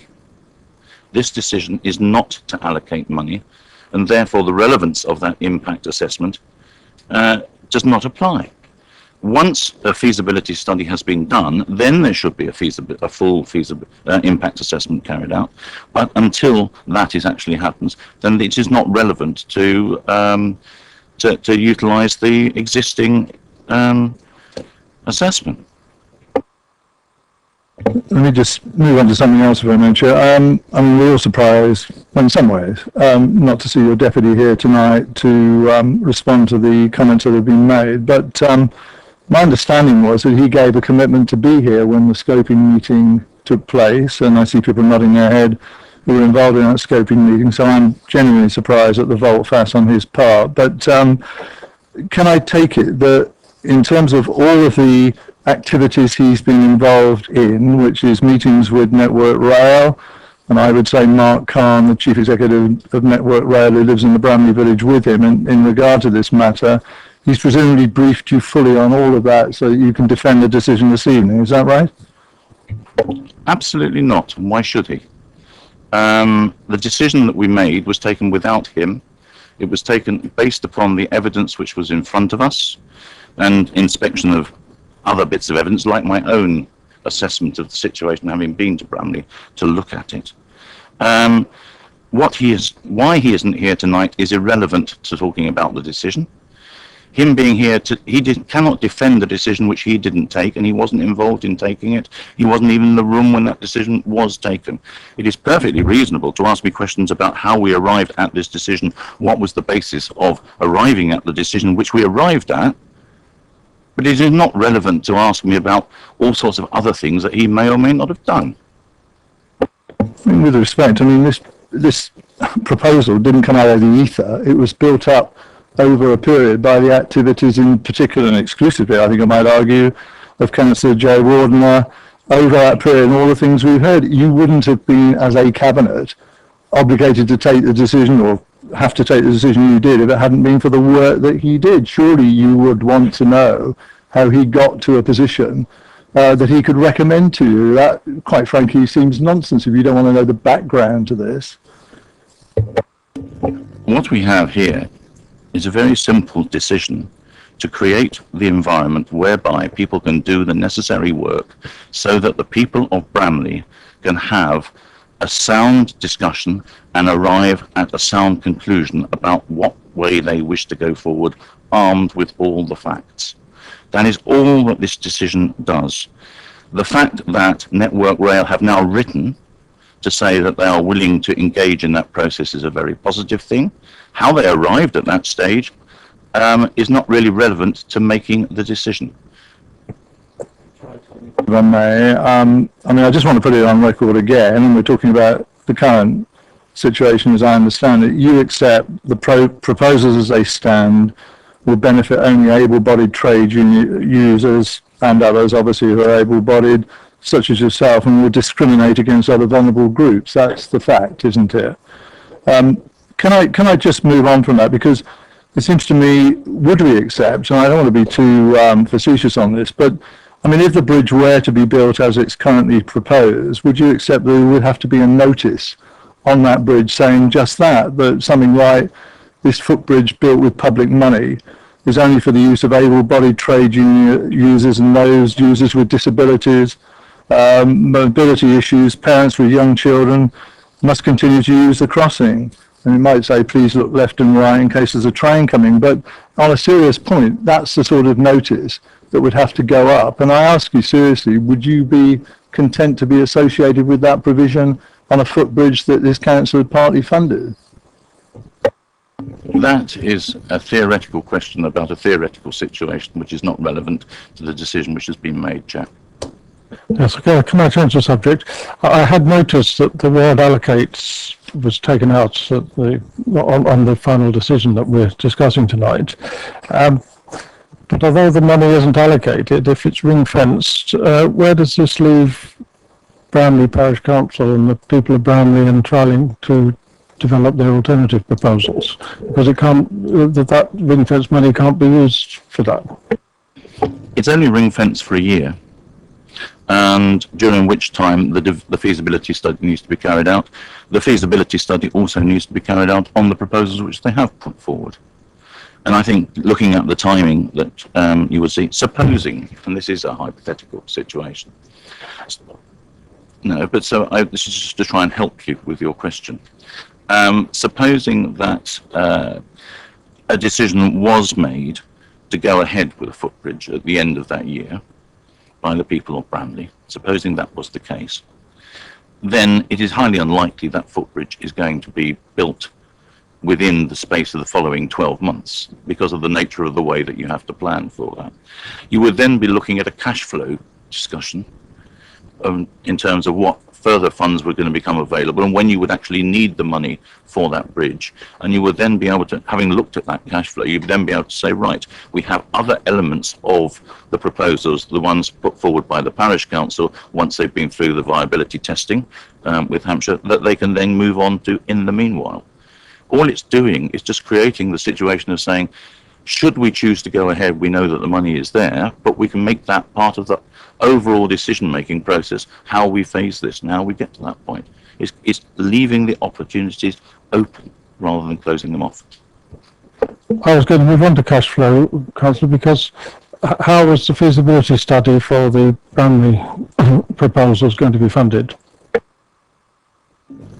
The feasibility is the work that will be done by Hampshire offering its time and by Network Rail offering its time.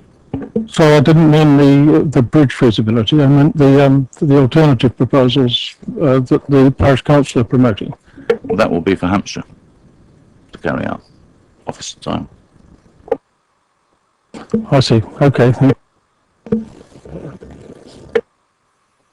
Councillor Faulkner. Right. Oh, pardon, my vice chairman was, I jumped in ahead of him. Councillor You're Keating. You're next. You're next. He's now. If you look at the two decisions, the first decision allocated the money and referred to paragraph 6.3 of the report. The second or supplementary decision, can you tell me when that was published? The second one, the one with the red writing. Yeah, the second one was read out at the meeting. Sorry. All decisions at Cabinet have to be published to enable people to identify what they are so that people can make representation about it. Was that published before the Cabinet meeting?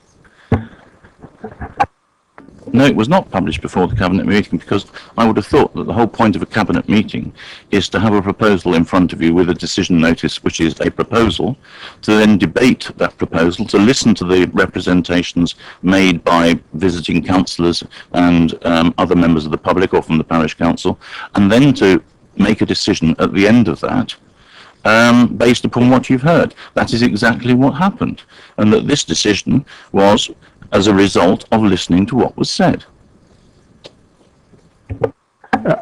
Just for clarity, could you just tell me when it was published, please?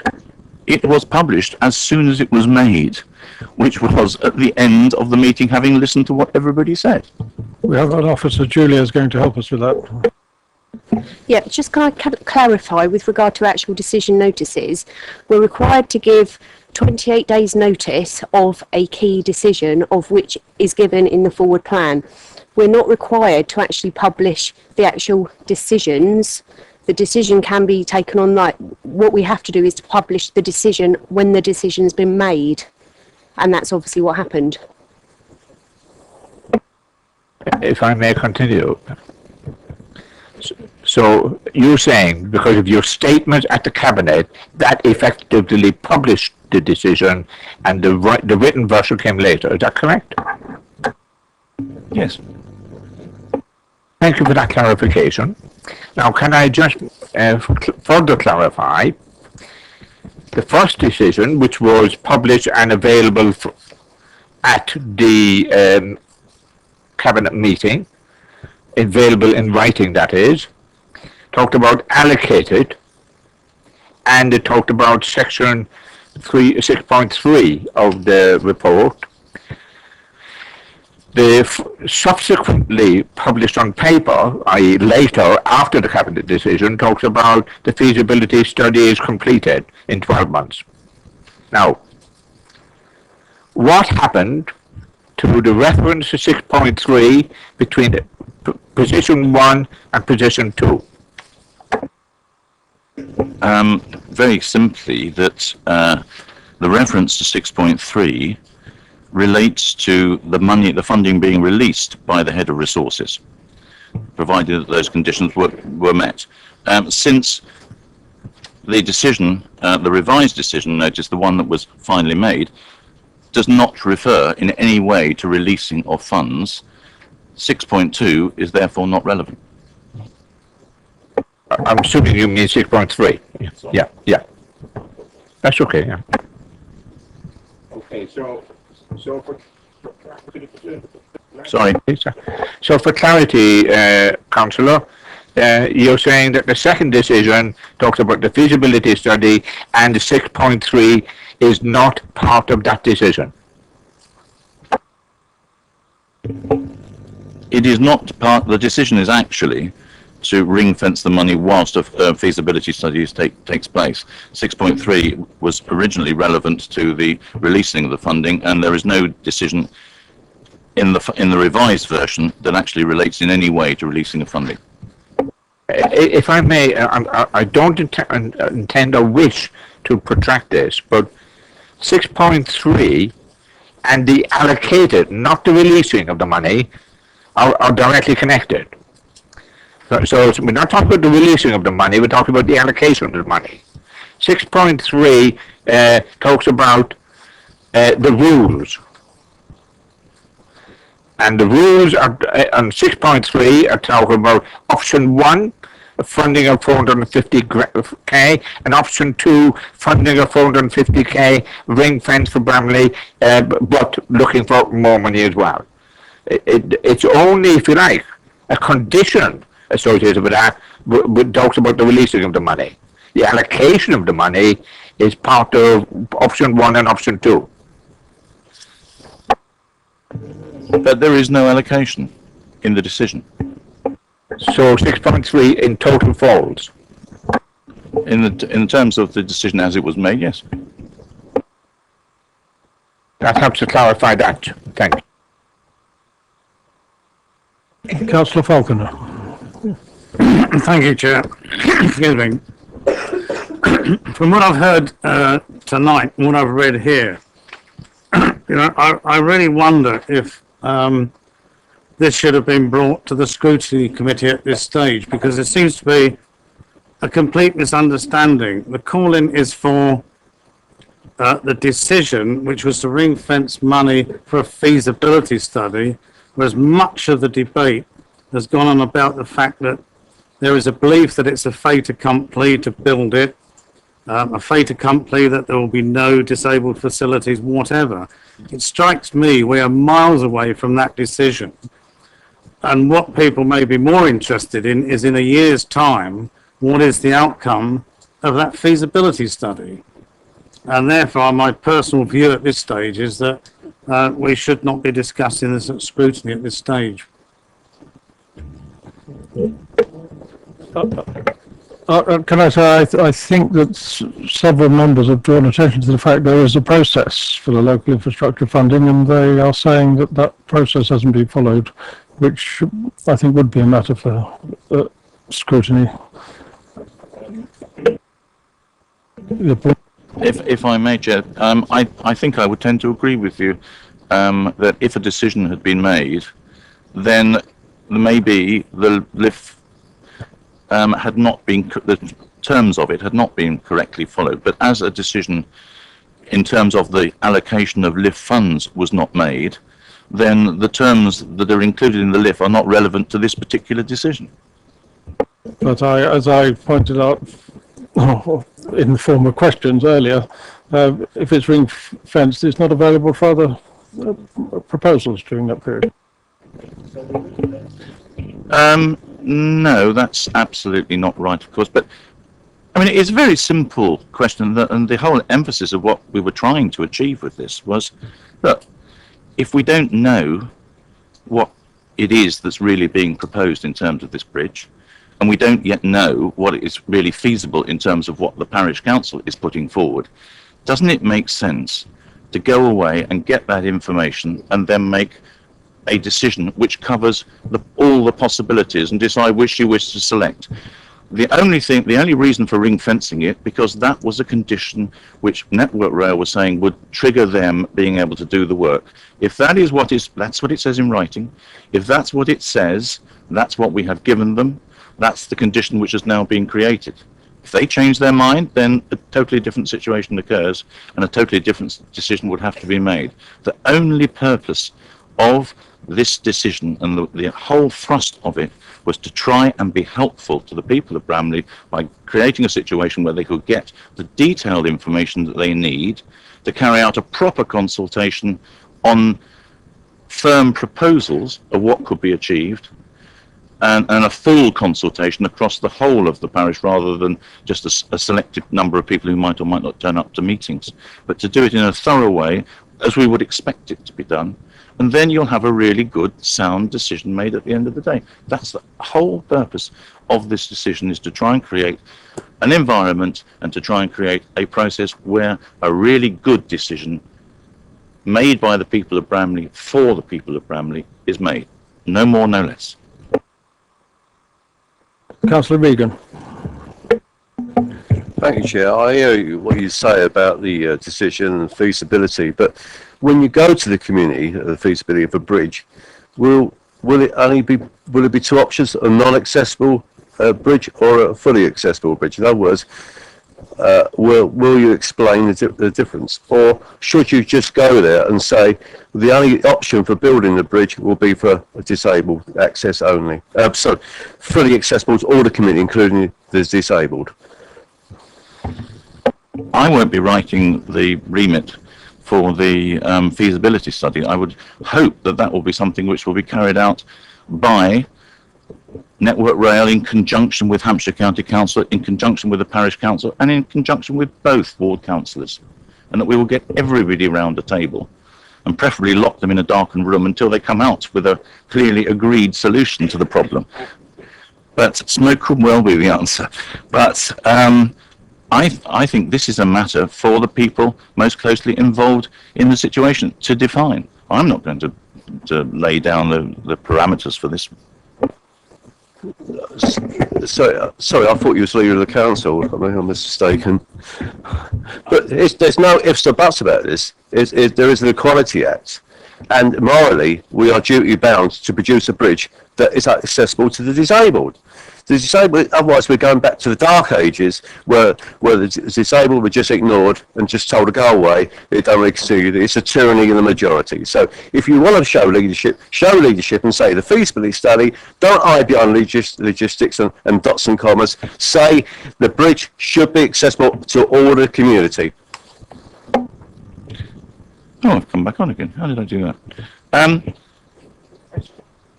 No, I didn't actually. It just happened. It just happened.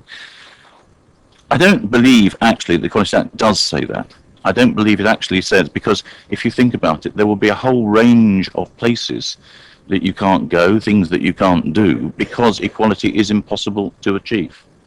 But that will, at the end of the day, be a decision that the people of Bramley will have to make. And clearly there may be two alternatives, and they can choose which one they wish to go down, and then a proper equality assessment will be made at that stage. But it's at that point in time when that decision has to be made. It is not relevant to the idea, to what this actual decision is about, which is carrying out a feasibility study. I'm sorry, but what you should be saying, if I was leader of the council, be saying, I would not endorse that bridge being built unless it was fully accessible to the disabled. You can't hide behind logistics. The Equality Act was brought in, actually I know it's watered down by the Tory government, but it was brought in to bring equality for the disabled. Let's not kick the disabled back into the dark ages. Let's have a bridge that's accessible to everybody, if it's going to be built. You can't hide behind feasibility studies. It should be there as a basic principle. Thank you, Colin. Councillor Harvey. Thank you, Chair. Leader, can I ask you, just to be absolutely clear on this, Cabinet made a decision, and that was a key decision, was it not? You actually made a decision, and that's in your name as the portfolio holder making a decision. Yes. Thank you. Can I ask, in making the decision, and I'm referencing the revised decision notice because that's obviously what you did after the event, what did you do in the cabinet meeting to assess, review, or acknowledge in making the decision the equalities impact assessment that was party to the decision that you made?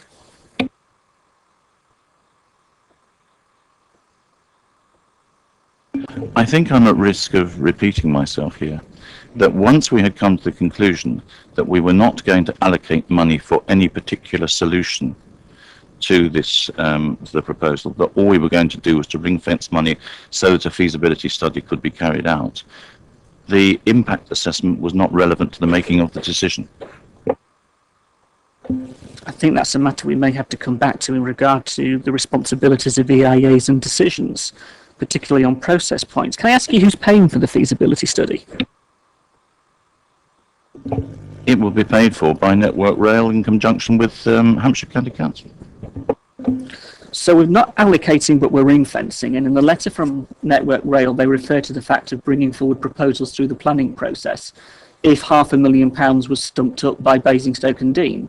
So we are allocating because we're saying to them, go ahead with your feasibility study. We've ring fenced 450 grand for you to bring this forward as a planning application.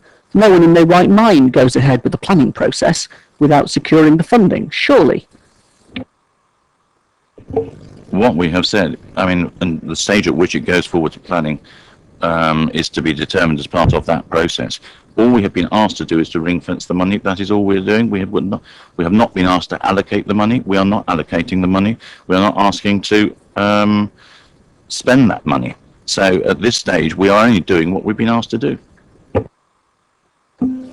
So on that basis then, why are you ring fencing the money? If you're not being asked to spend the money, you're not being asked to contribute to Network Rail at the moment because they haven't got that far, why are you ring fencing the money at this moment in time?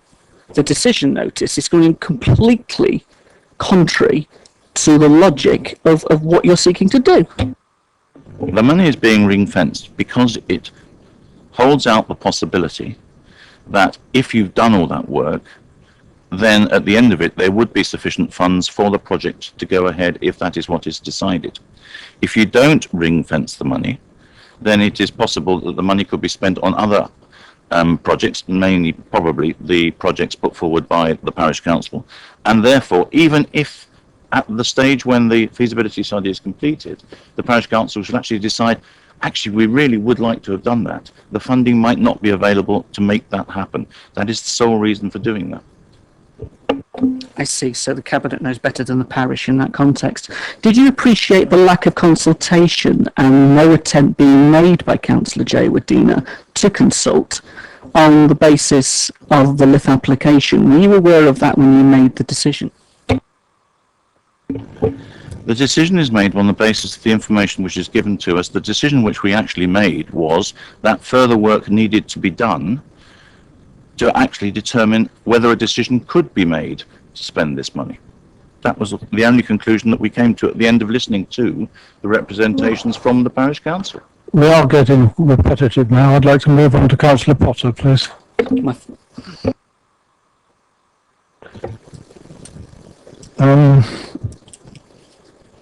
I've raised this elsewhere, I know, and you will have seen it, but I mean, Network Rail's very clear policy statement, which they're very proud of, talks about Network Rail having exclusive responsibility for maintaining and improving the rail infrastructure in the UK, and that includes crossings and footbridges. I mean, very clearly, this ought to be the responsibility of Network Rail, and I've said this elsewhere. I mean, they were transferred huge amounts of national assets, good for them. And secondly, they've had loan guarantees from government of well over £35 billion to do exactly the sort of work that we're talking about here.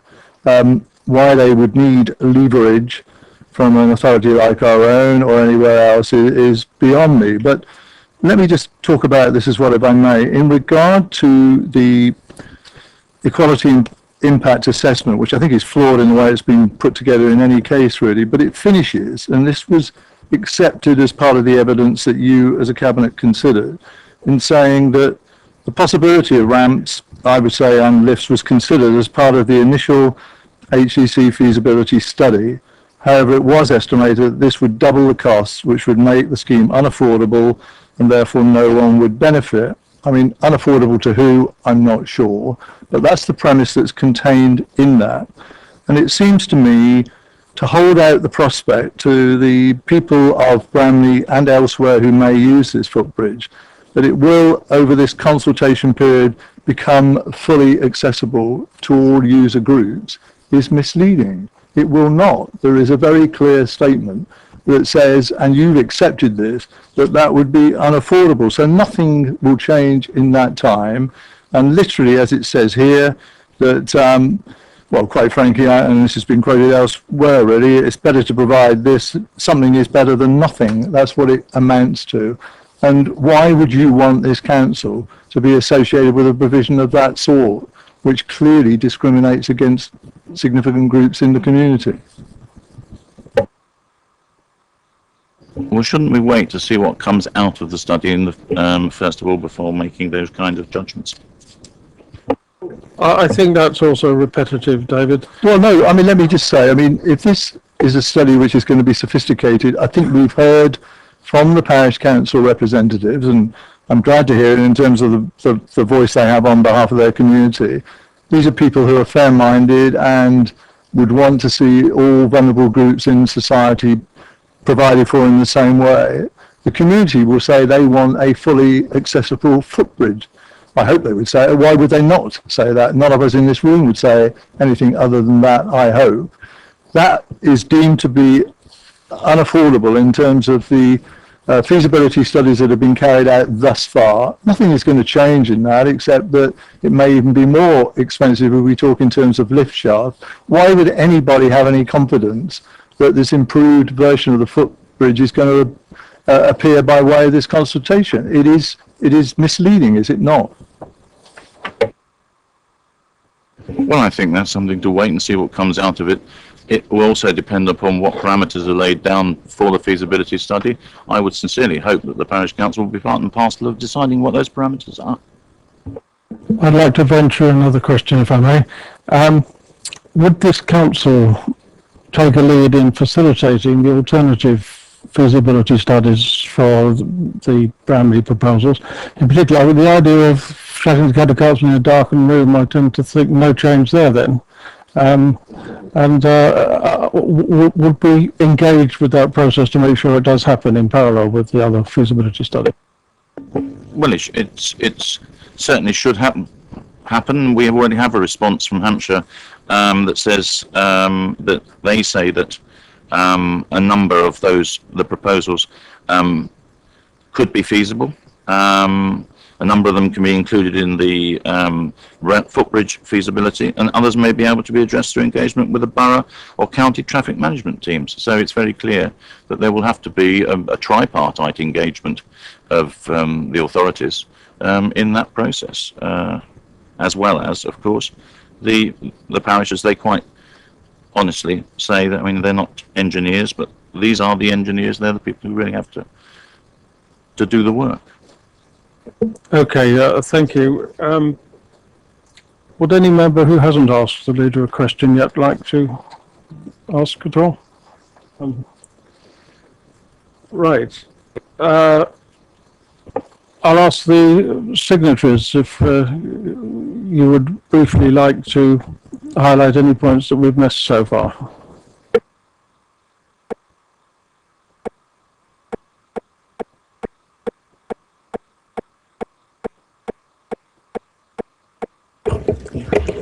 As I finished, I'll start here now. Thank you, Chairman. Just the three questions I've got is, I cannot understand how it could be suggested that parish councillors would come here and misrepresent the local will.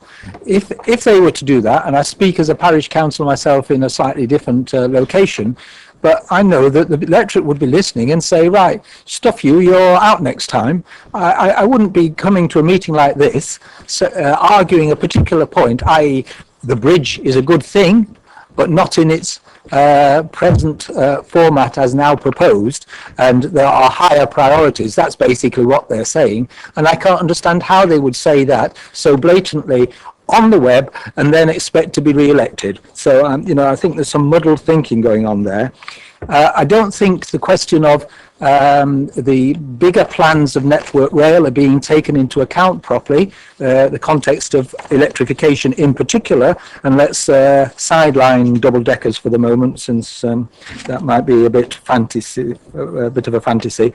And the last thing is, I can't understand, well, given that, why it has to be so quickly, done so quickly.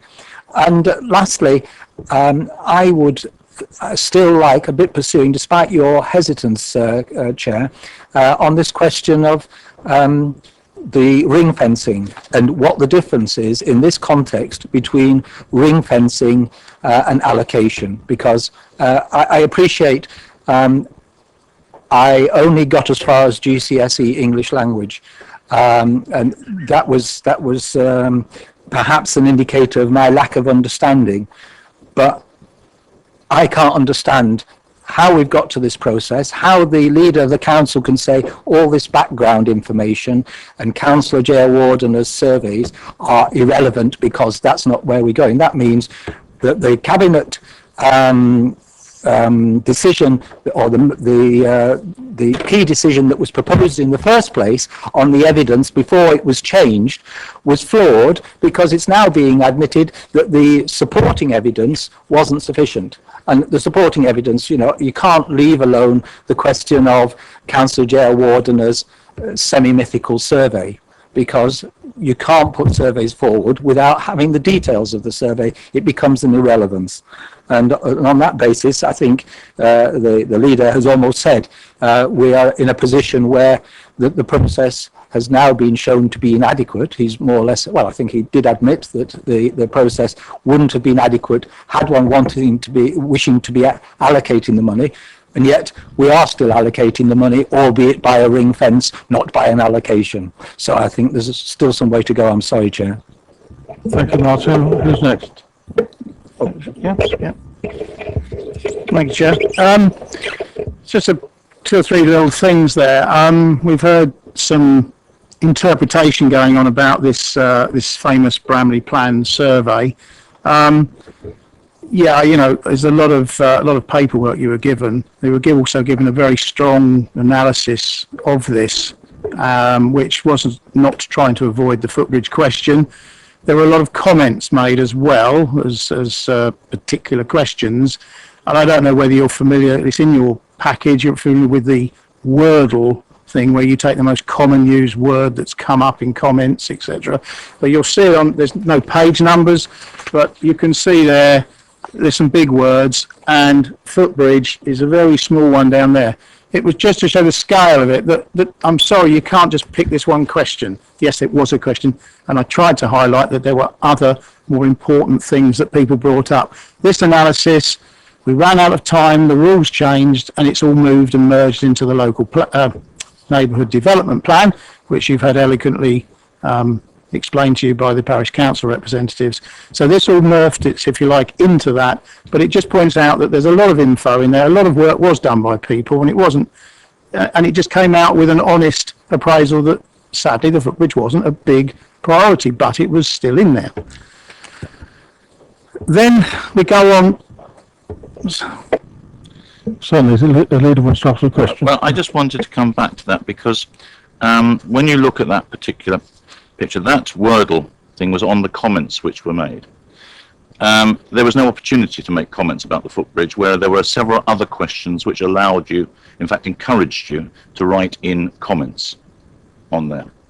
And when you look at it, I got very confused, because what came out of that was saying, I think that the largest one, and I'm trying to find the picture, but lighting was the largest one, was the largest point. Yet when I actually looked at the question on lighting seemed to be the largest thing that people have made comments about, but something like 80% of the population of the people who answered the question were happy with the lighting. So it was very strange that 80% of the people, here it's actually the question 21.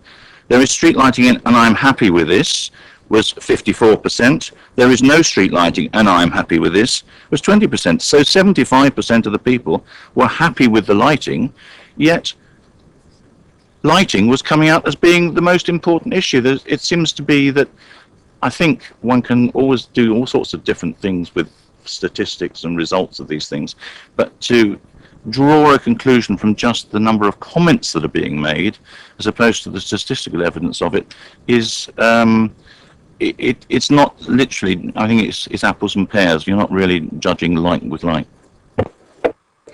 Thank you. You did actually allude to the fact that it was comments, and yes, the lighting was the most contentious issue that came out. It wasn't actually that they wanted more lighting or less lighting. It was about a plan about what we were going to now do with the results.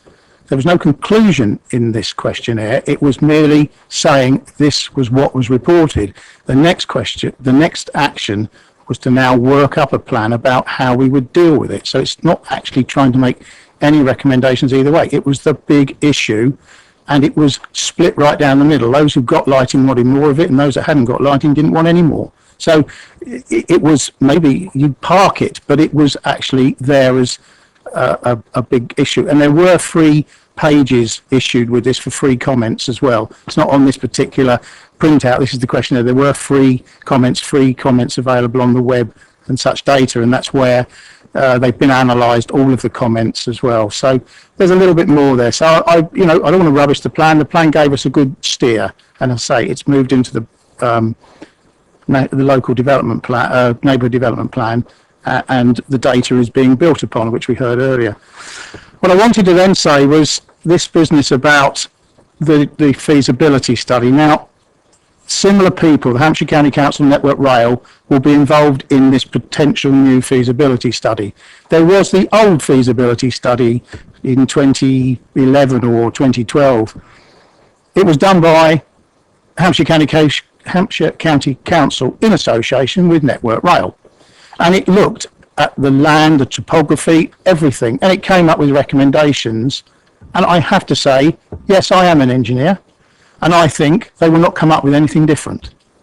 And the question of whether there's a lift is again answered by the fact it seems to be too expensive.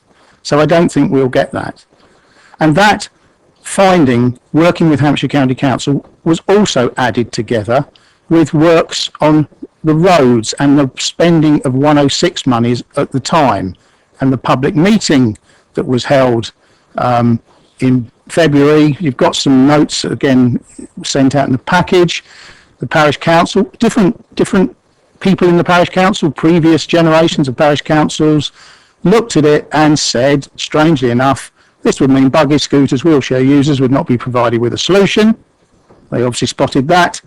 And it was noted that the current proposal would not meet the needs of enough of the residents to justify the expense and the impact on the local area. So already there was a divisive thing, but it didn't seem to fit. I'm concerned now we're going to spend money, and we've had this argument of whether it's allocated or ring-fenced. It won't be available for other projects that are more urgent in Bramley now, because we'll be waiting on, I have to say, a repetition of what we've already got, because I can't see anything having changed unless some technology has arrived that I'm certainly not aware of that makes things incredibly cheaper. Thank you, Chris. Yeah, I think we should move on now. Lauren? As the microphone passes me, there's one thing I would like to ask of the leader, if I may. Cheat, if I may. One has to sometimes. It's just to ask, if, for instance, this went forward unchanged, the ring fencing for 12 months, and Network Rail followed their normal pattern of not coming up with answers in under 5 years for anything, and just ask how long it took to get the railway bridge at Eltham Heath when 5,000 odd houses were involved, does the money then immediately, after 12 months, come back into the pot for Bramley purposes as wished locally? Just a question.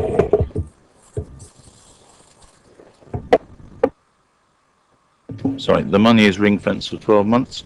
At the end of 12 months, it will no longer be ring fenced unless a decision is made to carry on ring fencing it, and this whole discussion will have to take place again. But by that time, one would anticipate that the necessary discussions will have been held within Bramley and with Network Rail and all others involved to have arrived at a conclusion whether it is worth carrying on ring fencing it or not, and whether there is a wish for it to be ring fenced or to be scheduled further down the line in terms of cash flow. Laura Jones. Sorry, just on that point, can you clarify,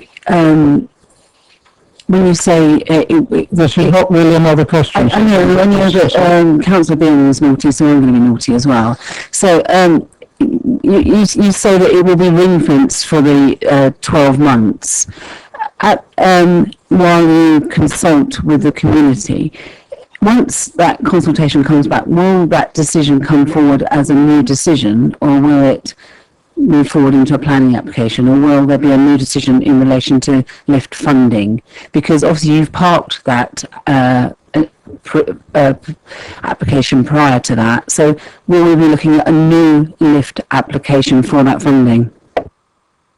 Absolutely. I mean, it will be a decision, and I fully expect that the whatever decision is made may be different from the one that was or the proposal will be different from the one that was put forward this time. That's the whole point of carrying out a feasibility study on both aspects of it, both the parish and the proposal for a bridge, the parish proposals as well, so that one can get an integrated view on what is achievable and for what cost. And of course, it won't be me who will be carrying out the consultation, it will be the parish who will be carrying out the consultation. What I'd like to pick up on, I don't feel that you've actually answered the questions that I raised. The report that went to Cabinet informed the decision, whether it was the original decision or whether it was the decision that was changed. But whatever you say, that application came forward and it was based on a lift application by Councillor J. And it was informed by an qualities impact assessment. And I have looked at great detail at that equalities impact assessment, and I think it is actually working against our guidelines, and you haven't addressed that as a committee, and I think it is an exceptionally serious issue.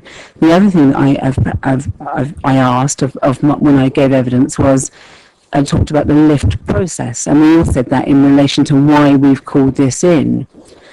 The decision that went to Cabinet was based on a lift application, and what there needs to be, if the Cabinet member with responsibility for lift funding, Councillor J. wants to access this money, he needs to apply the same criteria as everyone else. We all can't do what he has done, and for example, there are people within my own ward, there are members within my own group who are having to carry out feasibility studies, but we're being given 5,000 or whatever to do that, or applying for the feasibility funding first. And it's very clear that this money has been ring-fenced on behalf of an application that came forward, which doesn't meet our guidelines. So you cannot move away from the fact that we are, or the Cabinet made a decision to ring-fence money for 12 months while a feasibility study was done on the basis of a lift application which is flawed, which we would never ever have allowed to go through because it doesn't meet the criteria.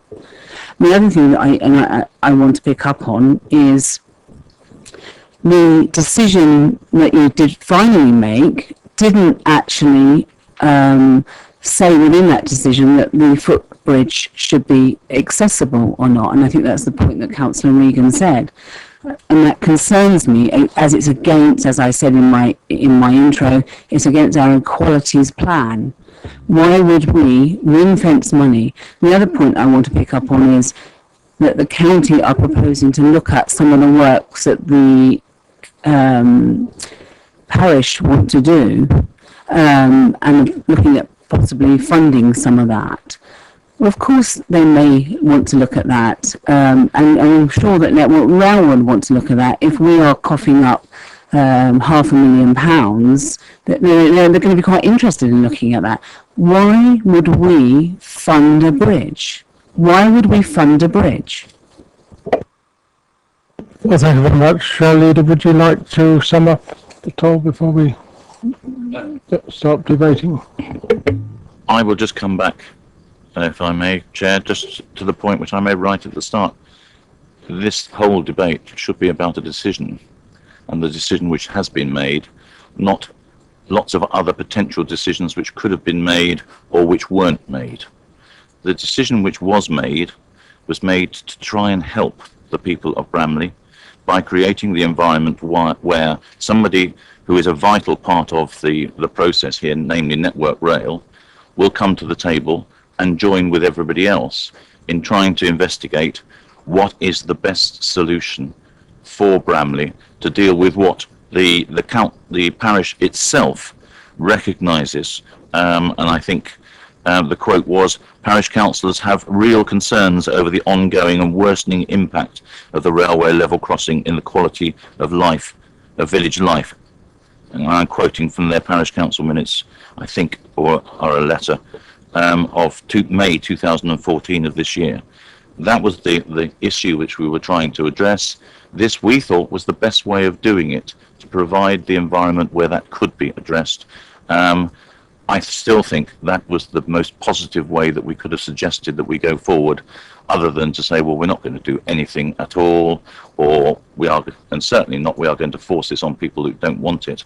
The whole purpose of it was to try and say, go away and let's have a look at what the real best solution would be. And I hope that's what will happen. Well, thank you. Now, I have to say that quite a lot of opinions have been expressed under the guise of questions, and quite a lot has been said. Now, we must move forward to make some decisions on what the view of this scrutiny committee is on the call-in, which of course is driven by the reasons for call-in that I have in front of me here, and I accept excuse me, I accept that the decision that was actually finally signed doesn't have the word allocation in, which is certainly true, but it does talk about ring fencing. Now, I have an idea that Councillor Keating would like to speak to us. I'm assuming that on the basis that we're now into the committee discussion, yes, that I want to make a contribution, and I'm sure you wouldn't be surprised at that. Yeah. My view of this is very simple. The decision, both the original decision and the subsequent verbal decision at Cabinet, were both founded on a flawed application under LIF. That flawed application not only was inaccurate, it didn't reflect the people of Bramley's issues. It didn't even consult the Bramley Parish Council. Half of the parish councils representatives, or half of the Bramley Council representatives here in this ward on Basingstoke Borough Council wasn't even consulted. It was one member. Now, the fact that one member was the cabinet member with responsibility for LIF funds is very, very suspicious, because he went on to talk directly to Network Rail about LIF money and allocation of LIF money without so much as a by your leave. Now, the fact that you had talked about ring fencing, I haven't. beg your pardon, I was at that moment referring to the council leader. I do apologise. But the fact that we collectively are talking about ring fencing gives a very clear, simple message to the public, to Network Rail, to Hampshire County Council, to Bramley Parish Council. Yes, we, Basingstoke indeed, are prepared to put money into a kitty to build a bridge on someone else's land whose sole responsibility is Network Rail. Now, not only that, we're prepared to put money aside to build a bridge which is not suitable for a lot of Bramley Parish councillors. Now, talking about, I'm sorry, not the councillors, the people, but to talk about simply ring fencing is a nightmare scenario for Basingstoke. You're saying we're prepared now to spend half a million on a bridge that won't be ours, we won't control, on someone else's land, and we know that they are not prepared to put enough money in to make it usable by the whole of the population. If we had done that in any other ward, for any other purpose, we'd be told, go away and get your LIF application right first, and then consider how we go forward. So apart from that, I genuinely believe the Cabinet and the Cabinet leader should withdraw this decision. Thank you. I think Councillor Keating's suggesting that this committee should recommend to the Cabinet that they withdraw this decision. Yeah. Now, who else would like to speak? Councillor Tilbury.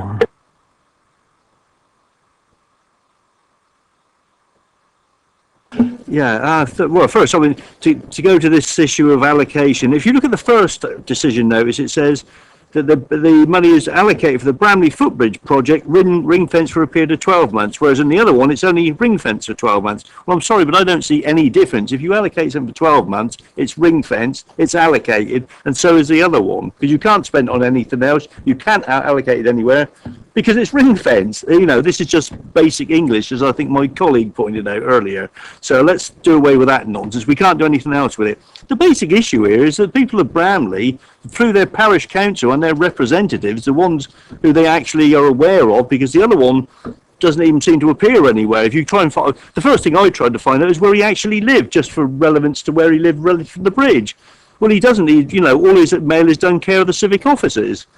So I'm not actually sure where he lives in Bramley. I have a rough idea. So that's quite bizarre in itself. And apparently the reason is because he's afraid of being beaten up by his residents. Really don't think that's relevant. Subject to violence and intimidation. I really don't think that's relevant here. Well, I think the point is, if you're a local councillor, then it's a good idea to be local and be amenable to being identified by the residents as someone who's there.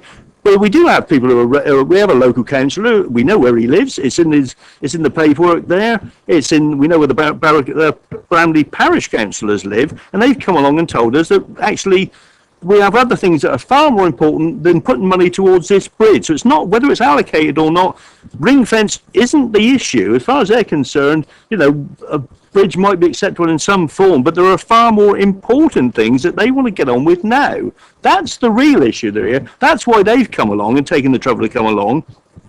And so all the other stuff about the bridge is a nonsense. And the idea that a feasibility study will change a lot. Network Rail know how much these bridges cost. They're not purpose-built for each one. There are slight variations. They build these all across the country. I'm not sure of a company that make bridges for British Rail and people like that, or Network Rail as it is now. This isn't rocket science. This is quite simple bridge building. So there's not an issue there. It's just an issue about how much more it would cost if you had to put a lift in. We know it's going to cost £1 million, so that isn't actually going to change. So whatever they do, whether we put this off for a year, it's still going to cost £1 million to build this bridge, at least. If we want to make it accessible for the disabled, it'll cost a lot more than £1 million. So we know that. So nothing is going to change there. But we know they have got schemes which would help some of the other problems, particularly around the crossing area, because of the way the intersections work in that area, which are probably of far more use and would help the majority of people in Bramley. Now, I think we've seen for the local residents and the one we are here, and the ones who bothered to turn up, I might add, because bearing in mind he started this off and then skipped off to the other end of the country there, whether it's to cover a by-election or a business deal, I don't really care. The point is he's not here, is he? Just as from what I can gather from the residents, he's not there either. So I think the point is, the decision notice is flawed because were given the opportunity to deal with this at the time, and just by chance I was at the cabinet meeting, not for this. I'd gone along for something else, and the whole thing was quite bizarre. And I think the parish council were right; they were very poorly treated, and they were treated with utter contempt. But that's not unusual on this council, I'm afraid. Councillor Harvey. Thank you, Chair. when is a decision not a decision? When is a decision of the Cabinet not a decision? Well, here we have a key decision that has been taken. And the leader, with all due respect, can dance on the head of a pin all night as much as he wants, whether it is a decision or not a decision, whether he has allocated it or ring-fenced it or not. The point of this is that a decision was taken by the Cabinet based upon a LIF application and based, because it's a key decision, on an equalities impact assessment we are obliged to carry out. They are immovable objects. They are part of making key decisions in this authority. Therefore, the processes that are in place for those elements have to be followed appropriately and properly. What do we know? We know that in terms of Hampshire County Council and their feasibility study in 2010, they were very clear. The existing arrangements have clearly been present for many years and continues to offer a safe option for keeping highway traffic and rail traffic separated. It is understood, however, that there have been occasions where pedestrians have tried to beat the barriers rather than wait while they are down. And we heard there were 4 incidents that were referred to in the safety survey. The existing layout could continue in the present form, but would not address the issue of impatient pedestrians. Option 1 of the county feasibility study in 2010 saying quite clearly that the proposal as is safe, counter to everything else we've heard this evening from other people. That's the county, the engineers, the experts in this, allegedly we say. The initial feasibility study ruled out a scheme as being unaffordable for disabled access. The LIF application is specific. It states that the application is for up to £1 million, of which £500,000 will be funded by this borough. That is the application for £1 million. We therefore know, based upon that £1 million and the work undertaken by the County Council, that it will not be disabled access friendly. It will not be parent and toddler access friendly. That is the LIF application in front of us. We know from our EIA it's not complete. It says it's not complete. It says it needs more information. It says that it doesn't have the evidence. But nonetheless, it draws the conclusion that this would have serious negative impacts on those members of our community. It's clear, black and white. It says it in the EIA. The issue is that there is no action plan attached. The obligation on the EIA to have an action plan associated with the decision whereby those negative impacts can be mitigated is not there, because the EIA cannot be completed, because the decision itself is flawed, because of the situation we face in the decision.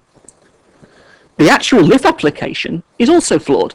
If you go to the LIF application, that lovely table of all those costs, they're not accurate, they're not specified. Where's the business plan? Where's the costed, detailed information? We've got people making LIF applications for kitchens, and others will speak to that, I'm sure, amongst other things, where they are having to jump through hoop after hoop for a LIF application to prove the feasibility, the costings, the detailed costings, the business plan, the financial planning, all of that attached to Councillor J. Wadina's assessment of those other LIF applications. But when it comes to his application, we apply a different test, because those figures are not supported by a business plan, and the LIF application goes through all the various elements that should be provided with non-applicable, non-applicable, non-applicable. Written of evidence Borough of Council support is the only thing that is provided in support of the LIF application. One Borough Councillor, not 2. The only individual supporting the LIF application is Councillor J. Wadina. And on the basis of the process, no other LIF application would be proceeded with, because it didn't have the other councillors' support, nor does it reference specific community support. And were any other LIF application to be put forward where the parish or the community said, hang on a minute, we don't want this, it would be stopped. And it has been. And if we're into the business of ring fencing on this basis, if we're into the business of ring fencing on the basis of saying, okay, we will do this for Bramley, well, what about other applications? How about ring fencing funds for a year for a feasibility study to carry out a safety assessment and assessment of a crossing on Worthing Road by our colleagues in Brookvale? I'm sure councillors in that Brookvale ward proposing that LIF application would love to have their money ring fenced in that way. But no, they're not allowed, because it's not part of the process that they're having to follow being applied by Councillor J. Wadina. And if we go through the process of the guidance notes, it talks about this coming from any public grouping can apply. It lays down a range of conditions that must be met. and in particular that the project must show evidence of community need. Ideally, it should be from written priorities within a parish and town plan, neighbourhood development plan, council plan, and so on. It talks about the support of a broad range of people in bringing forward a LIF application, not just one person. So I think that fundamentally flaws this decision. In terms of the money, that's another concern, because what the Cabinet are actually seeking to do is ring fence 72% of the LIF monies available to Bramley. Let's just get that in perspective. Of all of the resources available to the people of Bramley, who didn't want the development in the first place, but nonetheless Councillor Jay Wadena sat in the council chamber and voted for the local plan, therefore they're getting it, that development is producing New Homes Bonus that's going into our LIF funding, that's going forward for local communities to decide how they're going to spend it. Yet the Cabinet has decided to ring fence 72% of that funding for what it deems is appropriate, based upon Councillor Jay Wadena's sole, only in his name, LIF application. That to me is not appropriate to the LIF rules, to the way that it's being applied to everybody else. And I'd love to have asked Councillor Jay Wadena a series of questions this evening on his discussions with Network Rail and what was actually debated in those meetings and what commitments he may or may not have given. But he isn't here. We can't. And obviously Councillor Sanders doesn't know, as he's admitted to in his conversations this evening. So the basis of his decision as the decision taker is based upon not the whole facts, because he doesn't know the whole facts, because he's not had the whole facts debated with him, with Councillor Jay Wadena. So why in the world is he making the decision if he doesn't know the whole truth and nothing but the truth, so to speak? I think this is fundamentally flawed, in Chair. fairness, I should remind you that Councillor Sanders said they made the decision on the basis of the information in front of them. Exactly, the LIF application and the various elements that support that, which include the discussions of the Cabinet member, the ward member with Network Rail. That was part of his LIF application because he chooses them to be a partner in the LIF application. So I think the recommendations, Chair, that we need to look at is there has been a distinct lack of consultation in that LIF application, therefore in the decision taken. The lack of the EIA being compliant, the lack of the LIF application being compliant, the fact that the ring fencing money isn't justified set against the LIF process where the feasibility project already exists. The feasibility study already exists. Therefore, the LIF process I don't think has been followed appropriately. And I think there are concerns at the way this process has been applied for Councillor Jay Wadena as opposed to every other councillor in this authority. Councillor Regan. I'll be brief after that. I agree with every word he said. It's just to pick up the point again. I mean, I'm a disabled person, but I've got arms and legs and I can move about. I don't need a wheelchair. Mine's an eyesight problem. But every day, as a disabled person, is a struggle. Mine is small print, signage. I'm sure the signs for this bridge, if it was built, would be in a size I couldn't see.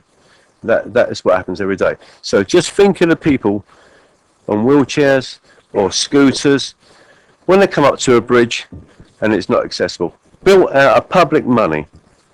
What are they to think? What do they think? No, nobody cares about us. I pay my taxes, I pay my rates, yet you can't make the extra effort, pay the extra costs for a bridge with a lift.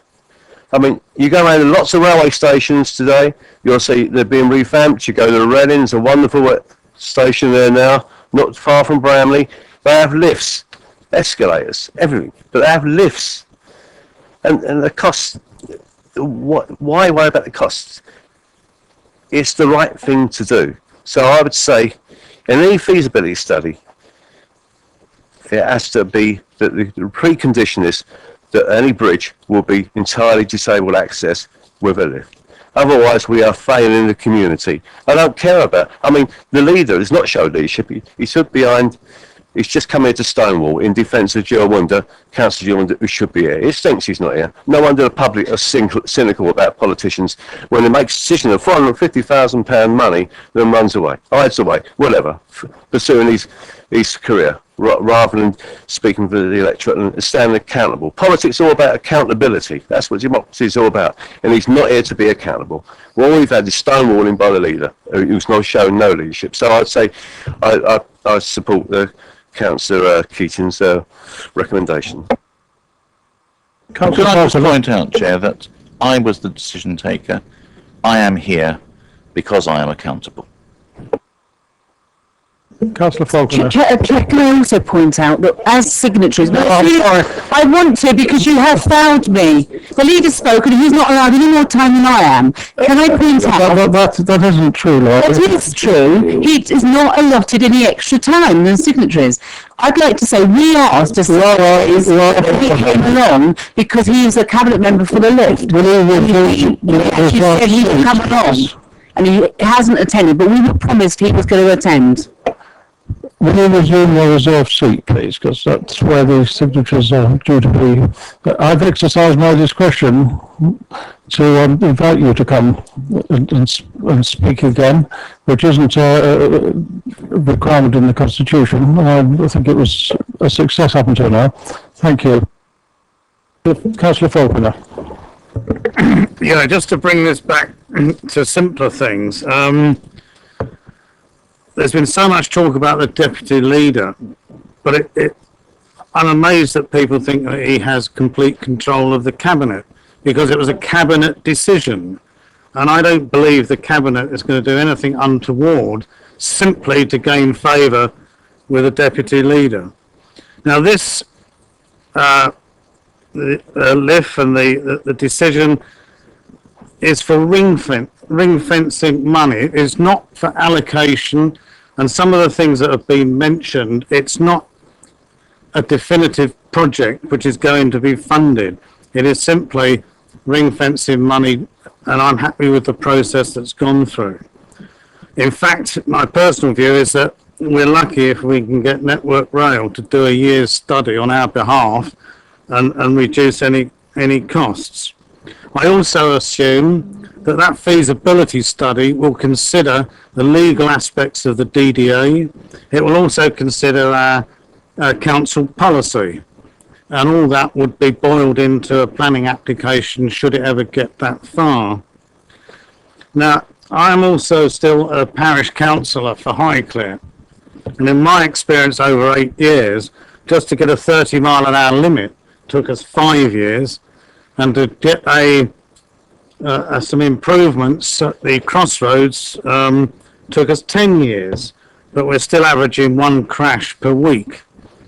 Therefore, I'm comfortable with this decision because I think it's going in the right direction, and I do have concerns that a year is not a long time, and I think in that year the other aspects that Bramley Parish Council have brought to the table can be considered in parallel. And I think at the end of it, hopefully there'll be a solution that's happy to all. But I would certainly support the cabinet decision because all it is ring fencing money to facilitate a feasibility study.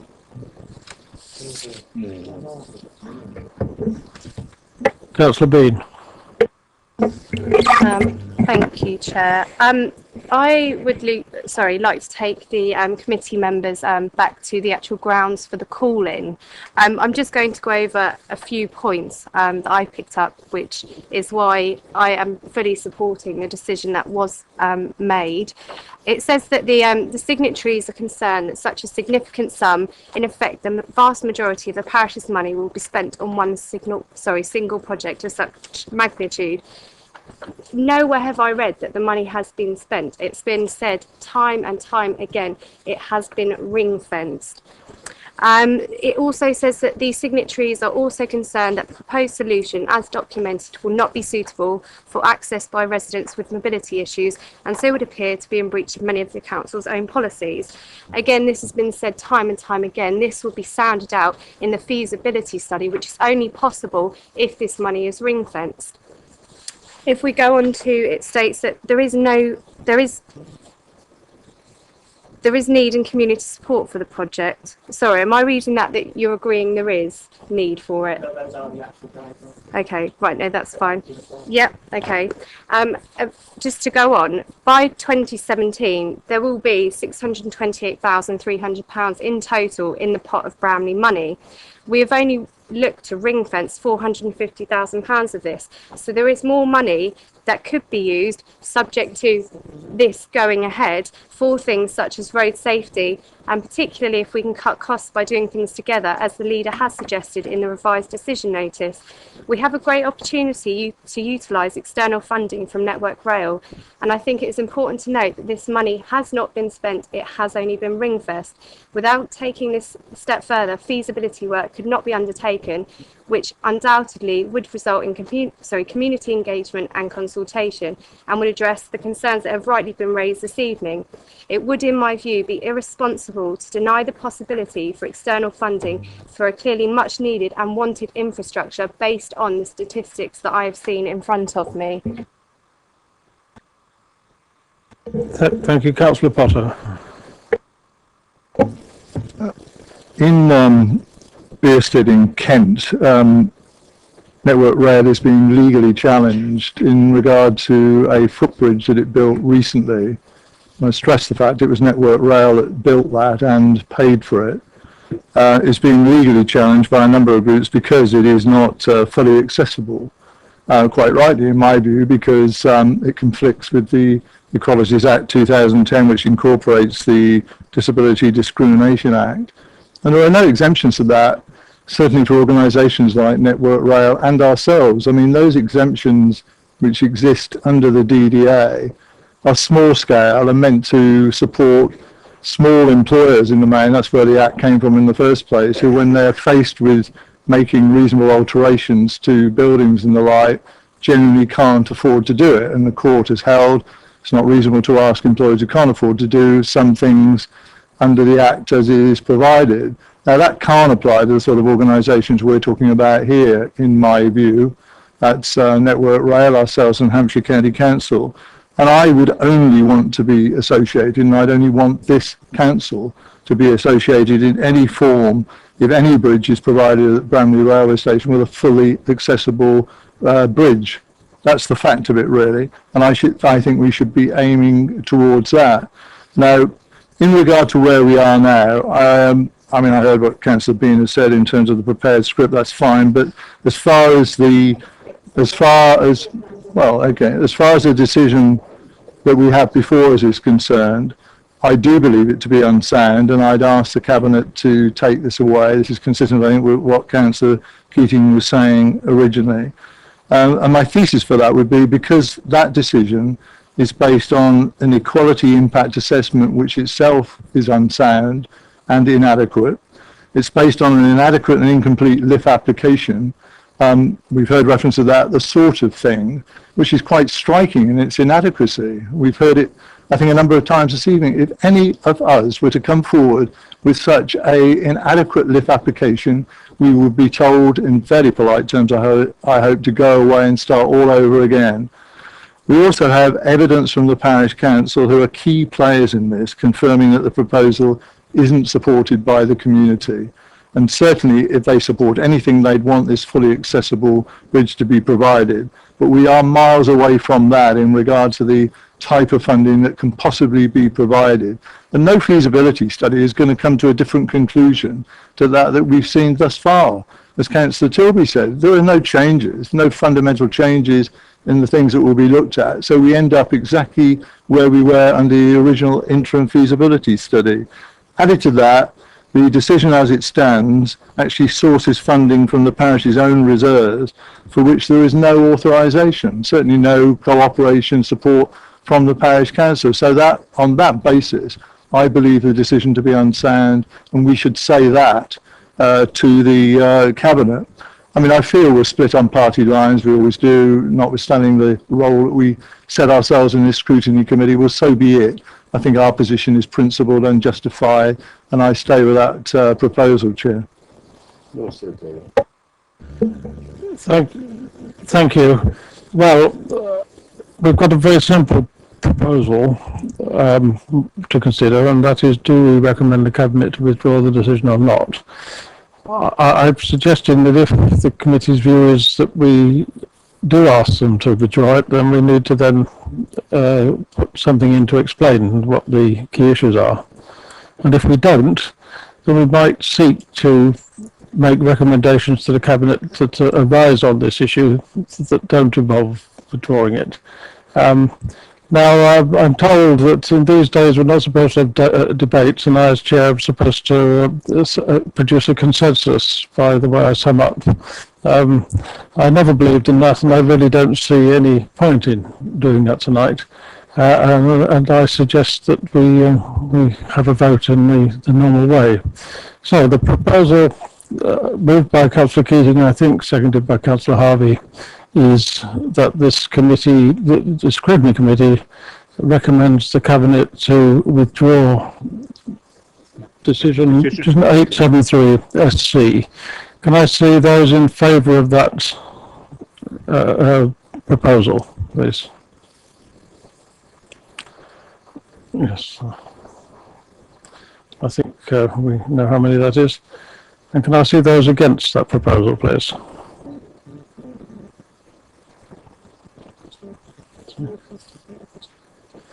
Yes, I was just waiting for someone to say that it was a tie. It's a tie.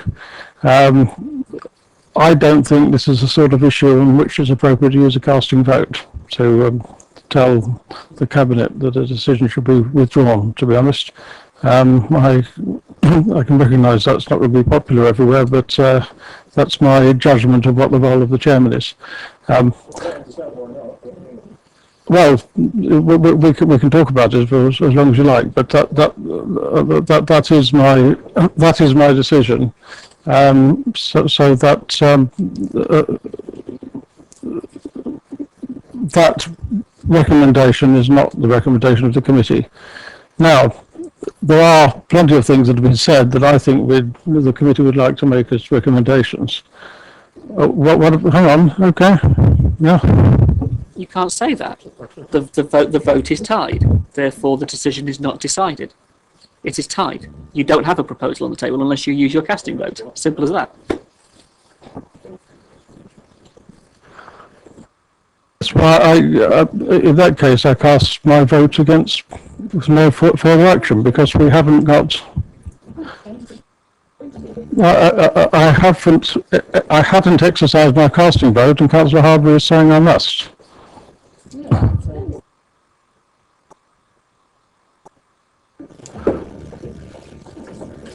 The view I took was that if it's tied and no casting vote is exercised, then that means no action will be taken.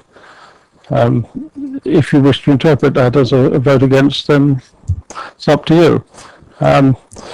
People might have expected me to vote in favour because it's the point of view I was tending to take, but I don't think it's appropriate for the chair of this committee to use a casting vote to recommend a change in a cabinet decision.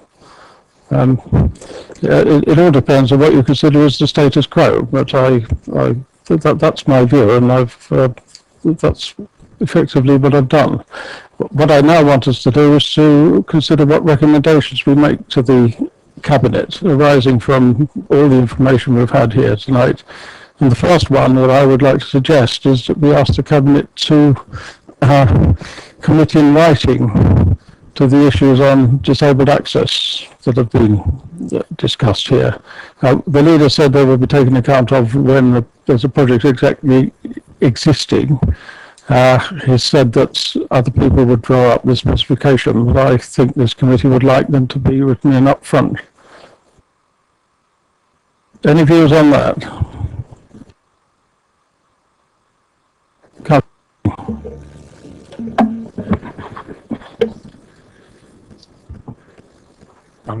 I can and will not seek to redraw the parameters of the discussion at this point. We've split on the decision what to do, and that's where we've got to. There is no doubt we ought to be highlighting to the Cabinet our collective view that we should not, and we should, as a matter of policy, tell all partners we will not commit any money from this borough council from whatever source, LIF or other, unless if it's going towards any bridge or other infrastructure project, that it should be fully disabled facility compliant.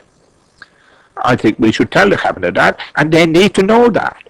because the first thing that's going to happen is that the feasibility study is going to be told by Network Rail, we can't afford to build a bridge which is disabled compliant. We should be saying to them, well, you can build any bridge you like, but you ain't going to build it with our money if it's not disabled compliant. And we should be telling the cabinet that. Now, in all honesty, I find it absolutely horrendous to be sitting here at age 68 after 15 years in this council actually arguing for this when the law has been passed and our policies are to comply with it. Now, if we need to tell the cabinet this, then the cabinet is in the wrong place, in all honesty. The second thing we need to be saying is that if you get any other relief application from one individual member of the cabinet, send it back and get it done properly. The third thing we need to be saying is, and I believe that this is critical, we are not in the business of promising subsidies to Network Rail or any other individual body in advance, and that's what we're doing. We were going to approve it and allocate it, now we're ring-fencing it for their purposes. Now, anybody who says to me, don't worry, Sean, I'll give you the 50 grand, but all you have to do is come up with 10. That's what we're doing. We're swapping the support from, it's not our bridge, we're providing support to an outside body, and we're giving the promises up front first. Now, that is not good business. That really is not good business. And we should be telling the cabinet that. They normally know it, by the way. Oh, we can't do that, Sean, because we can't do that, because we can't subsidise someone else. If it's Southam, it doesn't happen at all, by the way. You only have 5 or 10 years to wait, right? But don't worry. We need to tell the cabinet there are standards about lift money, there are standards about subsidies, and there are standards about disabled access, which we will not budge from. And that's all I'm going to say, Tom. Can I ask, is there any dissent from the proposition that we highlight to the cabinet the importance of writing in disabled access at the earlier stage? Yeah, I would have thought that might be covered by my comments that our council policies and the law of the land should apply to this situation. Well, I think we would which would include that, presumably. And by the way, I need 2 knee replacements, and I'm a recovering stroke victim, so I'll be walking across the railway line as well. I would say snap, but I just have a stick instead. I don't really take that as dissent, because what I think has come across at this meeting is there's a lot of concern that we need at this stage to make it clear that we are following those policies that Councillor Falconer referred to. Any other points of dissent from? Okay, Councillor Potter. I know we haven't agreed in regard to the proposal we put forward. I won't go there again, but it does seem to me there's a semblance of consensus that we would wish to say to the cabinet that this council would only be associated with any project that is fully compliant in regard to accessibility for the groups that have been defined. And I think that's absolutely principled, and it's in compliance with our own stated policies and that we know exists in legislation. Secondly, I think it's reasonable to say, is it not, and this is not a political point on my part, but Network Rail has the exclusive responsibility for projects of this nature. It takes pride in the fact that it's their responsibility and they have the funds to do it. I mean, I know governments recently cut them back on some of their access budget, but you know, that's typical. A lot of budgets have been carved up, but generally speaking, they have the loan facilities to do that type of thing. And it seems to me, if the cabinet was to accept that type of principle, I mean, either this will move forward or it won't. The other caveat I think that we need to attach to that is asking Cabinet to note, and it is the fact that the parish council is stating very clearly that in terms of their assessment of the needs of the parish, this does not fit highly into the service that they have conducted, nor their existing assessment of what the needs of the parish are. And if we can ask the Cabinet to consider that, I think good sense might prevail, and hopefully Councillor J. Rodina won't proceed unnecessarily with the proposal that he's put before you thus far. Well, I think Councillor Sanders has emphasised that he's the person who's put the proposal. In fact, it's made the decision. So I am recording. There is no dissent from my comments. We should highlight the disabled access. And I'd be surprised if the next speaker is going to dissent from that. What I wanted to do was work through Sean's list before I moved on to any others. But Councillor Harvey. Thank you, Chair. You used the word highlight. I think there's an important point of emphasis here. I don't just want to highlight it. I want to see it written into the decision notice. If this Cabinet is intending to proceed with this, and it was 6-6, regardless of what you did with your casting vote, it should be recorded that the actual vote was 6-6. And in that context, the Cabinet should be suitably aware of the concern expressed by the Scrutiny Committee. Now, if they choose to go ahead, and I've got every confidence, as usual, they will, then I'd like to see in the decision notice a clear commitment, a prerequisite, that it will be DDA and fully Equalities Act compliant. Unless it's given that level of absolute, then in essence, what's the point? If they're going to have to do this, then it has to be tied down absolutely. And I fear that in the context of the feasibility studies that we've had thus far, absolutely had thus far, because we've had the county one which says that it isn't feasible. I am concerned on the evidence base that Cabinet are making the decision, but you've had that vote. So the word highlight, Chair, I'd like to be far more precise than that. Yes, I've certainly taken on board that we've had increasing emphasis as people have been agreeing with me, and I think we can make that clear. I think the leader has probably heard what we said as well. He's not listening.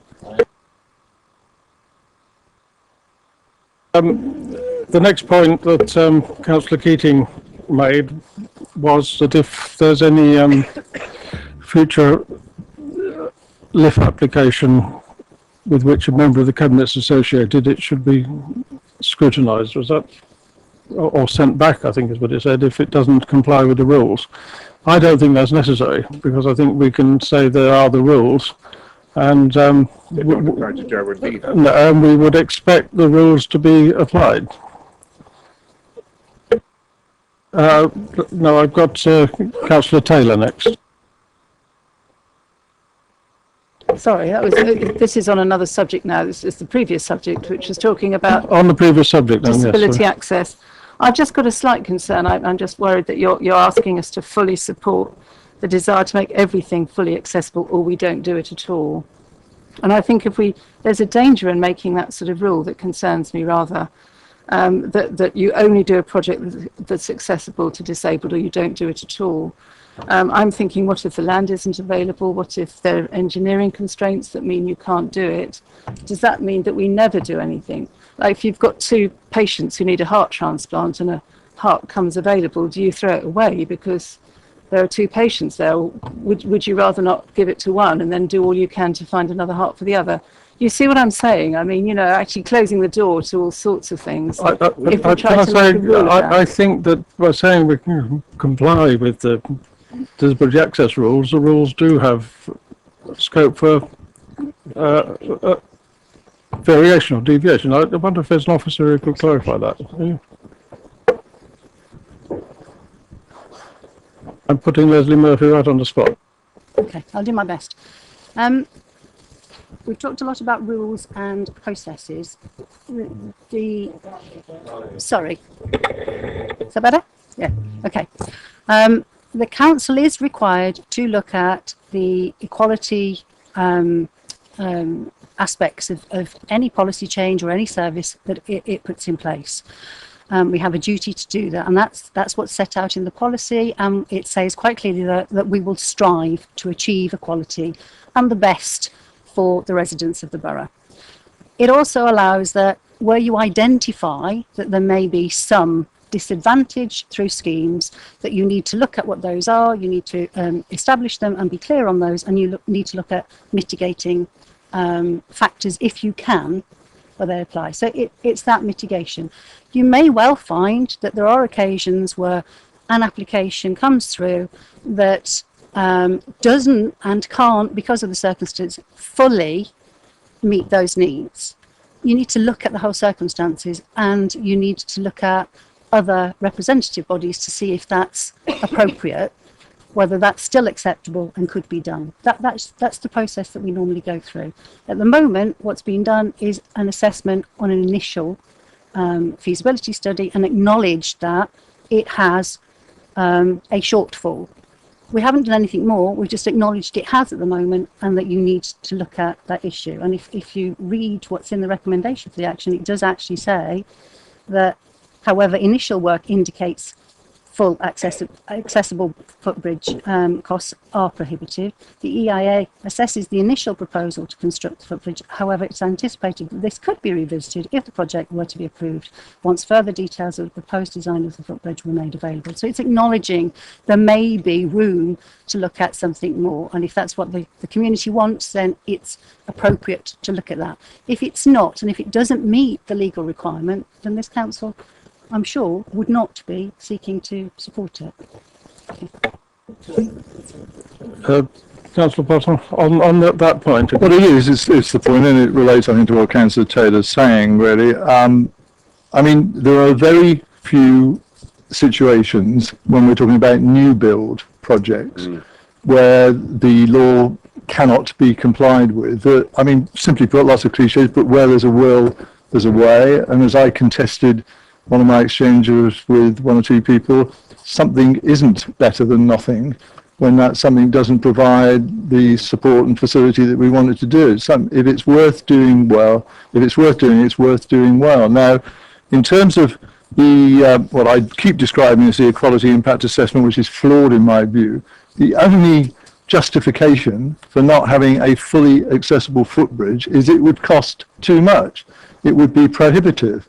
I mean, I don't know what that word means. Genuinely, I don't, because these things are relative. I asked the leader earlier on, and he wasn't able to help me with that. But prohibitive to who?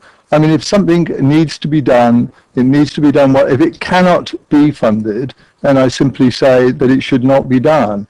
And the analysis that we have in terms of the way the system operates at the present time suggests that the current arrangements are reasonably satisfactory and should continue. And the parish council's view is there are bigger priorities for which this money should be spent. But I do say, in principle, if the cabinet is intent on going on with this project, we restate the fact that this council will only want to be associated with a fully compliant, fully accessible footbridge. And that's our very clear principal position. I see absolutely nothing contradictory in us saying that in terms of the work that's got to be done. Well, I filed in the requirement placed on me to confine the meeting to 3 hours, but I don't see any need for us to go on at great length on issues such as this, where we are really very broadly in agreement. We want an emphatic statement that the council will expect the regulations to be complied with as far as disability access is concerned. I just moved us on from the issue of the compliant LIF application. Does anyone else want to say something on that? No, we don't have to, but I have to admit I've failed, which I've done. Yes, Paul. Again, I'd like to be very specific here because this sets a precedent. I don't think the LIF application in this case was applicable to the guidance. I don't think it had the supporting evidence, and I do not think it was appropriate to have based the decision upon it. And I think that should be the conclusion of this scrutiny committee, because those are the facts. It isn't compliant with the guidelines. Therefore, it should not have been used to base the decision, regardless of the vote we had. Those are the facts. So in that context, I do not believe the committee should endorse the LIF application in any way, shape or form. In fact, we should say the LIF application is deficient. And as such, we raise concerns about the fact that the decision was taken based upon the deficient LIF application. I think a very brief comment can say that without tying it to whether the applicant was a cabinet member or not. We emphasise the importance of the LIF rules being applied or modified, presumably. And I don't think anyone's going to go away from tonight without realising the point that Councillor Jay Wadeen is the cabinet member who was applying all the other LIF applications. And I'm sorry, but this one didn't stand up to scrutiny in comparison to the others. That's the point. We all know what we're saying, whether you agree with it or you don't. That's the truth of the matter. That's the fact of the matter. So if your wording is in that context that you've just said, then that would capture that, wouldn't it? Yes, indeed. I just don't see any particular benefit in personalising things either. In fact, I have some sympathy for Councillor Jarwoodman tonight, because I was a councillor 40 years ago and had a job that took me travelling. So I gave up Labour government for 31 years. I think Councillor Jarwoodman is planning to do the same thing.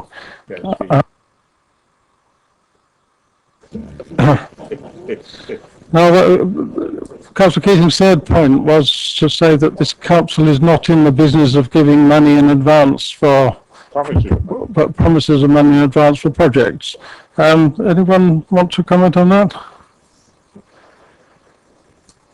I have to say that I think that is rather impractical, because I want a council that is influential. Sorry, will you want to speak? I was just going to say exactly what you just said. It's impractical. I don't think you can possibly put that in. I would like this council to be influential in everything that happens in the borough, and one way of doing that is contributing funds to a project. In particular, perhaps a public interest company to build houses. But we couldn't do that without promising some money in advance, could we?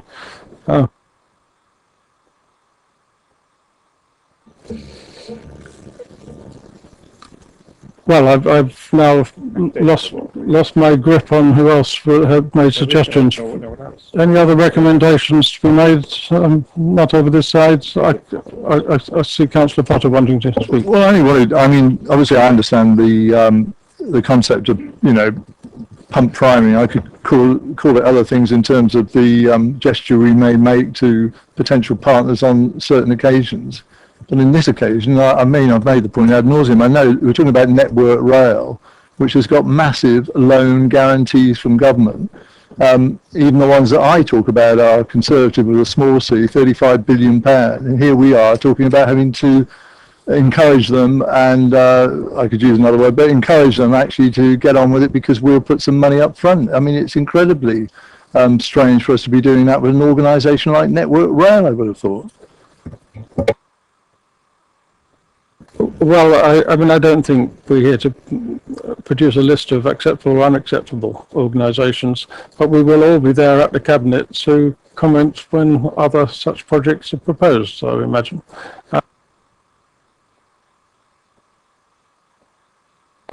The last thing I want to capture, Chair, is the point about consultation. I've sat in committee after committee where other members who have parishes have lambasted other people for not paying attention to the parish council and not listening to the parish council and so on. Done that for years. I just think in this context, we have heard from the parish. They have said that regardless of our view of what their particular points are, that they were not consulted properly. And we know that the local member who shares the ward with Councillor Jay Wadeen was not consulted properly. And the decision notice itself was not consulted in a way that perhaps it should have been in the context of both the parish and those ward members. If we let that go, I think it would be totally remiss of us. If we are serious about consultation, it has been pointed out to us, it failed in this case completely. Anyone want to comment on that? I'm not sure that's entirely true. There was some consultation, and I'm assuming there'll be more consultation as part of the feasibility. So I wouldn't be quite so strong in the condemnation as Councillor Harvey. Well, I have to say we've heard quite a lot from the ward council and the parish council, and so the one ward councillor was here and the parish council that would seem to confirm that. But surely we can all just stress to the cabinet the importance of thorough consultation at all stages, and the leaders heard that. Well, that's what yes, that's what I will report to the cabinet on your behalf, with the help of the officers. Yeah, I was going to ask, can you just go through and just sum up the recommendations that you have agreed to make sure I've got them all? The recommendations that we've agreed, hang on, are emphatically to urge the cabinet to ensure that the appropriate equality and disability discrimination clauses are included in any contract which we're contributing money. That all LIF applications should abide by the rules unless or until the rules are changed, and that's thorough consultation should be done at every stage during a project, including where there's a parish council, and the general public. I have to say that it's an important part of the LIF scheme that the ward councillors do have an important part to play, and I hope that will continue to be the case, because there's much of this borough where there aren't any parish councillors. So, okay. Good night then.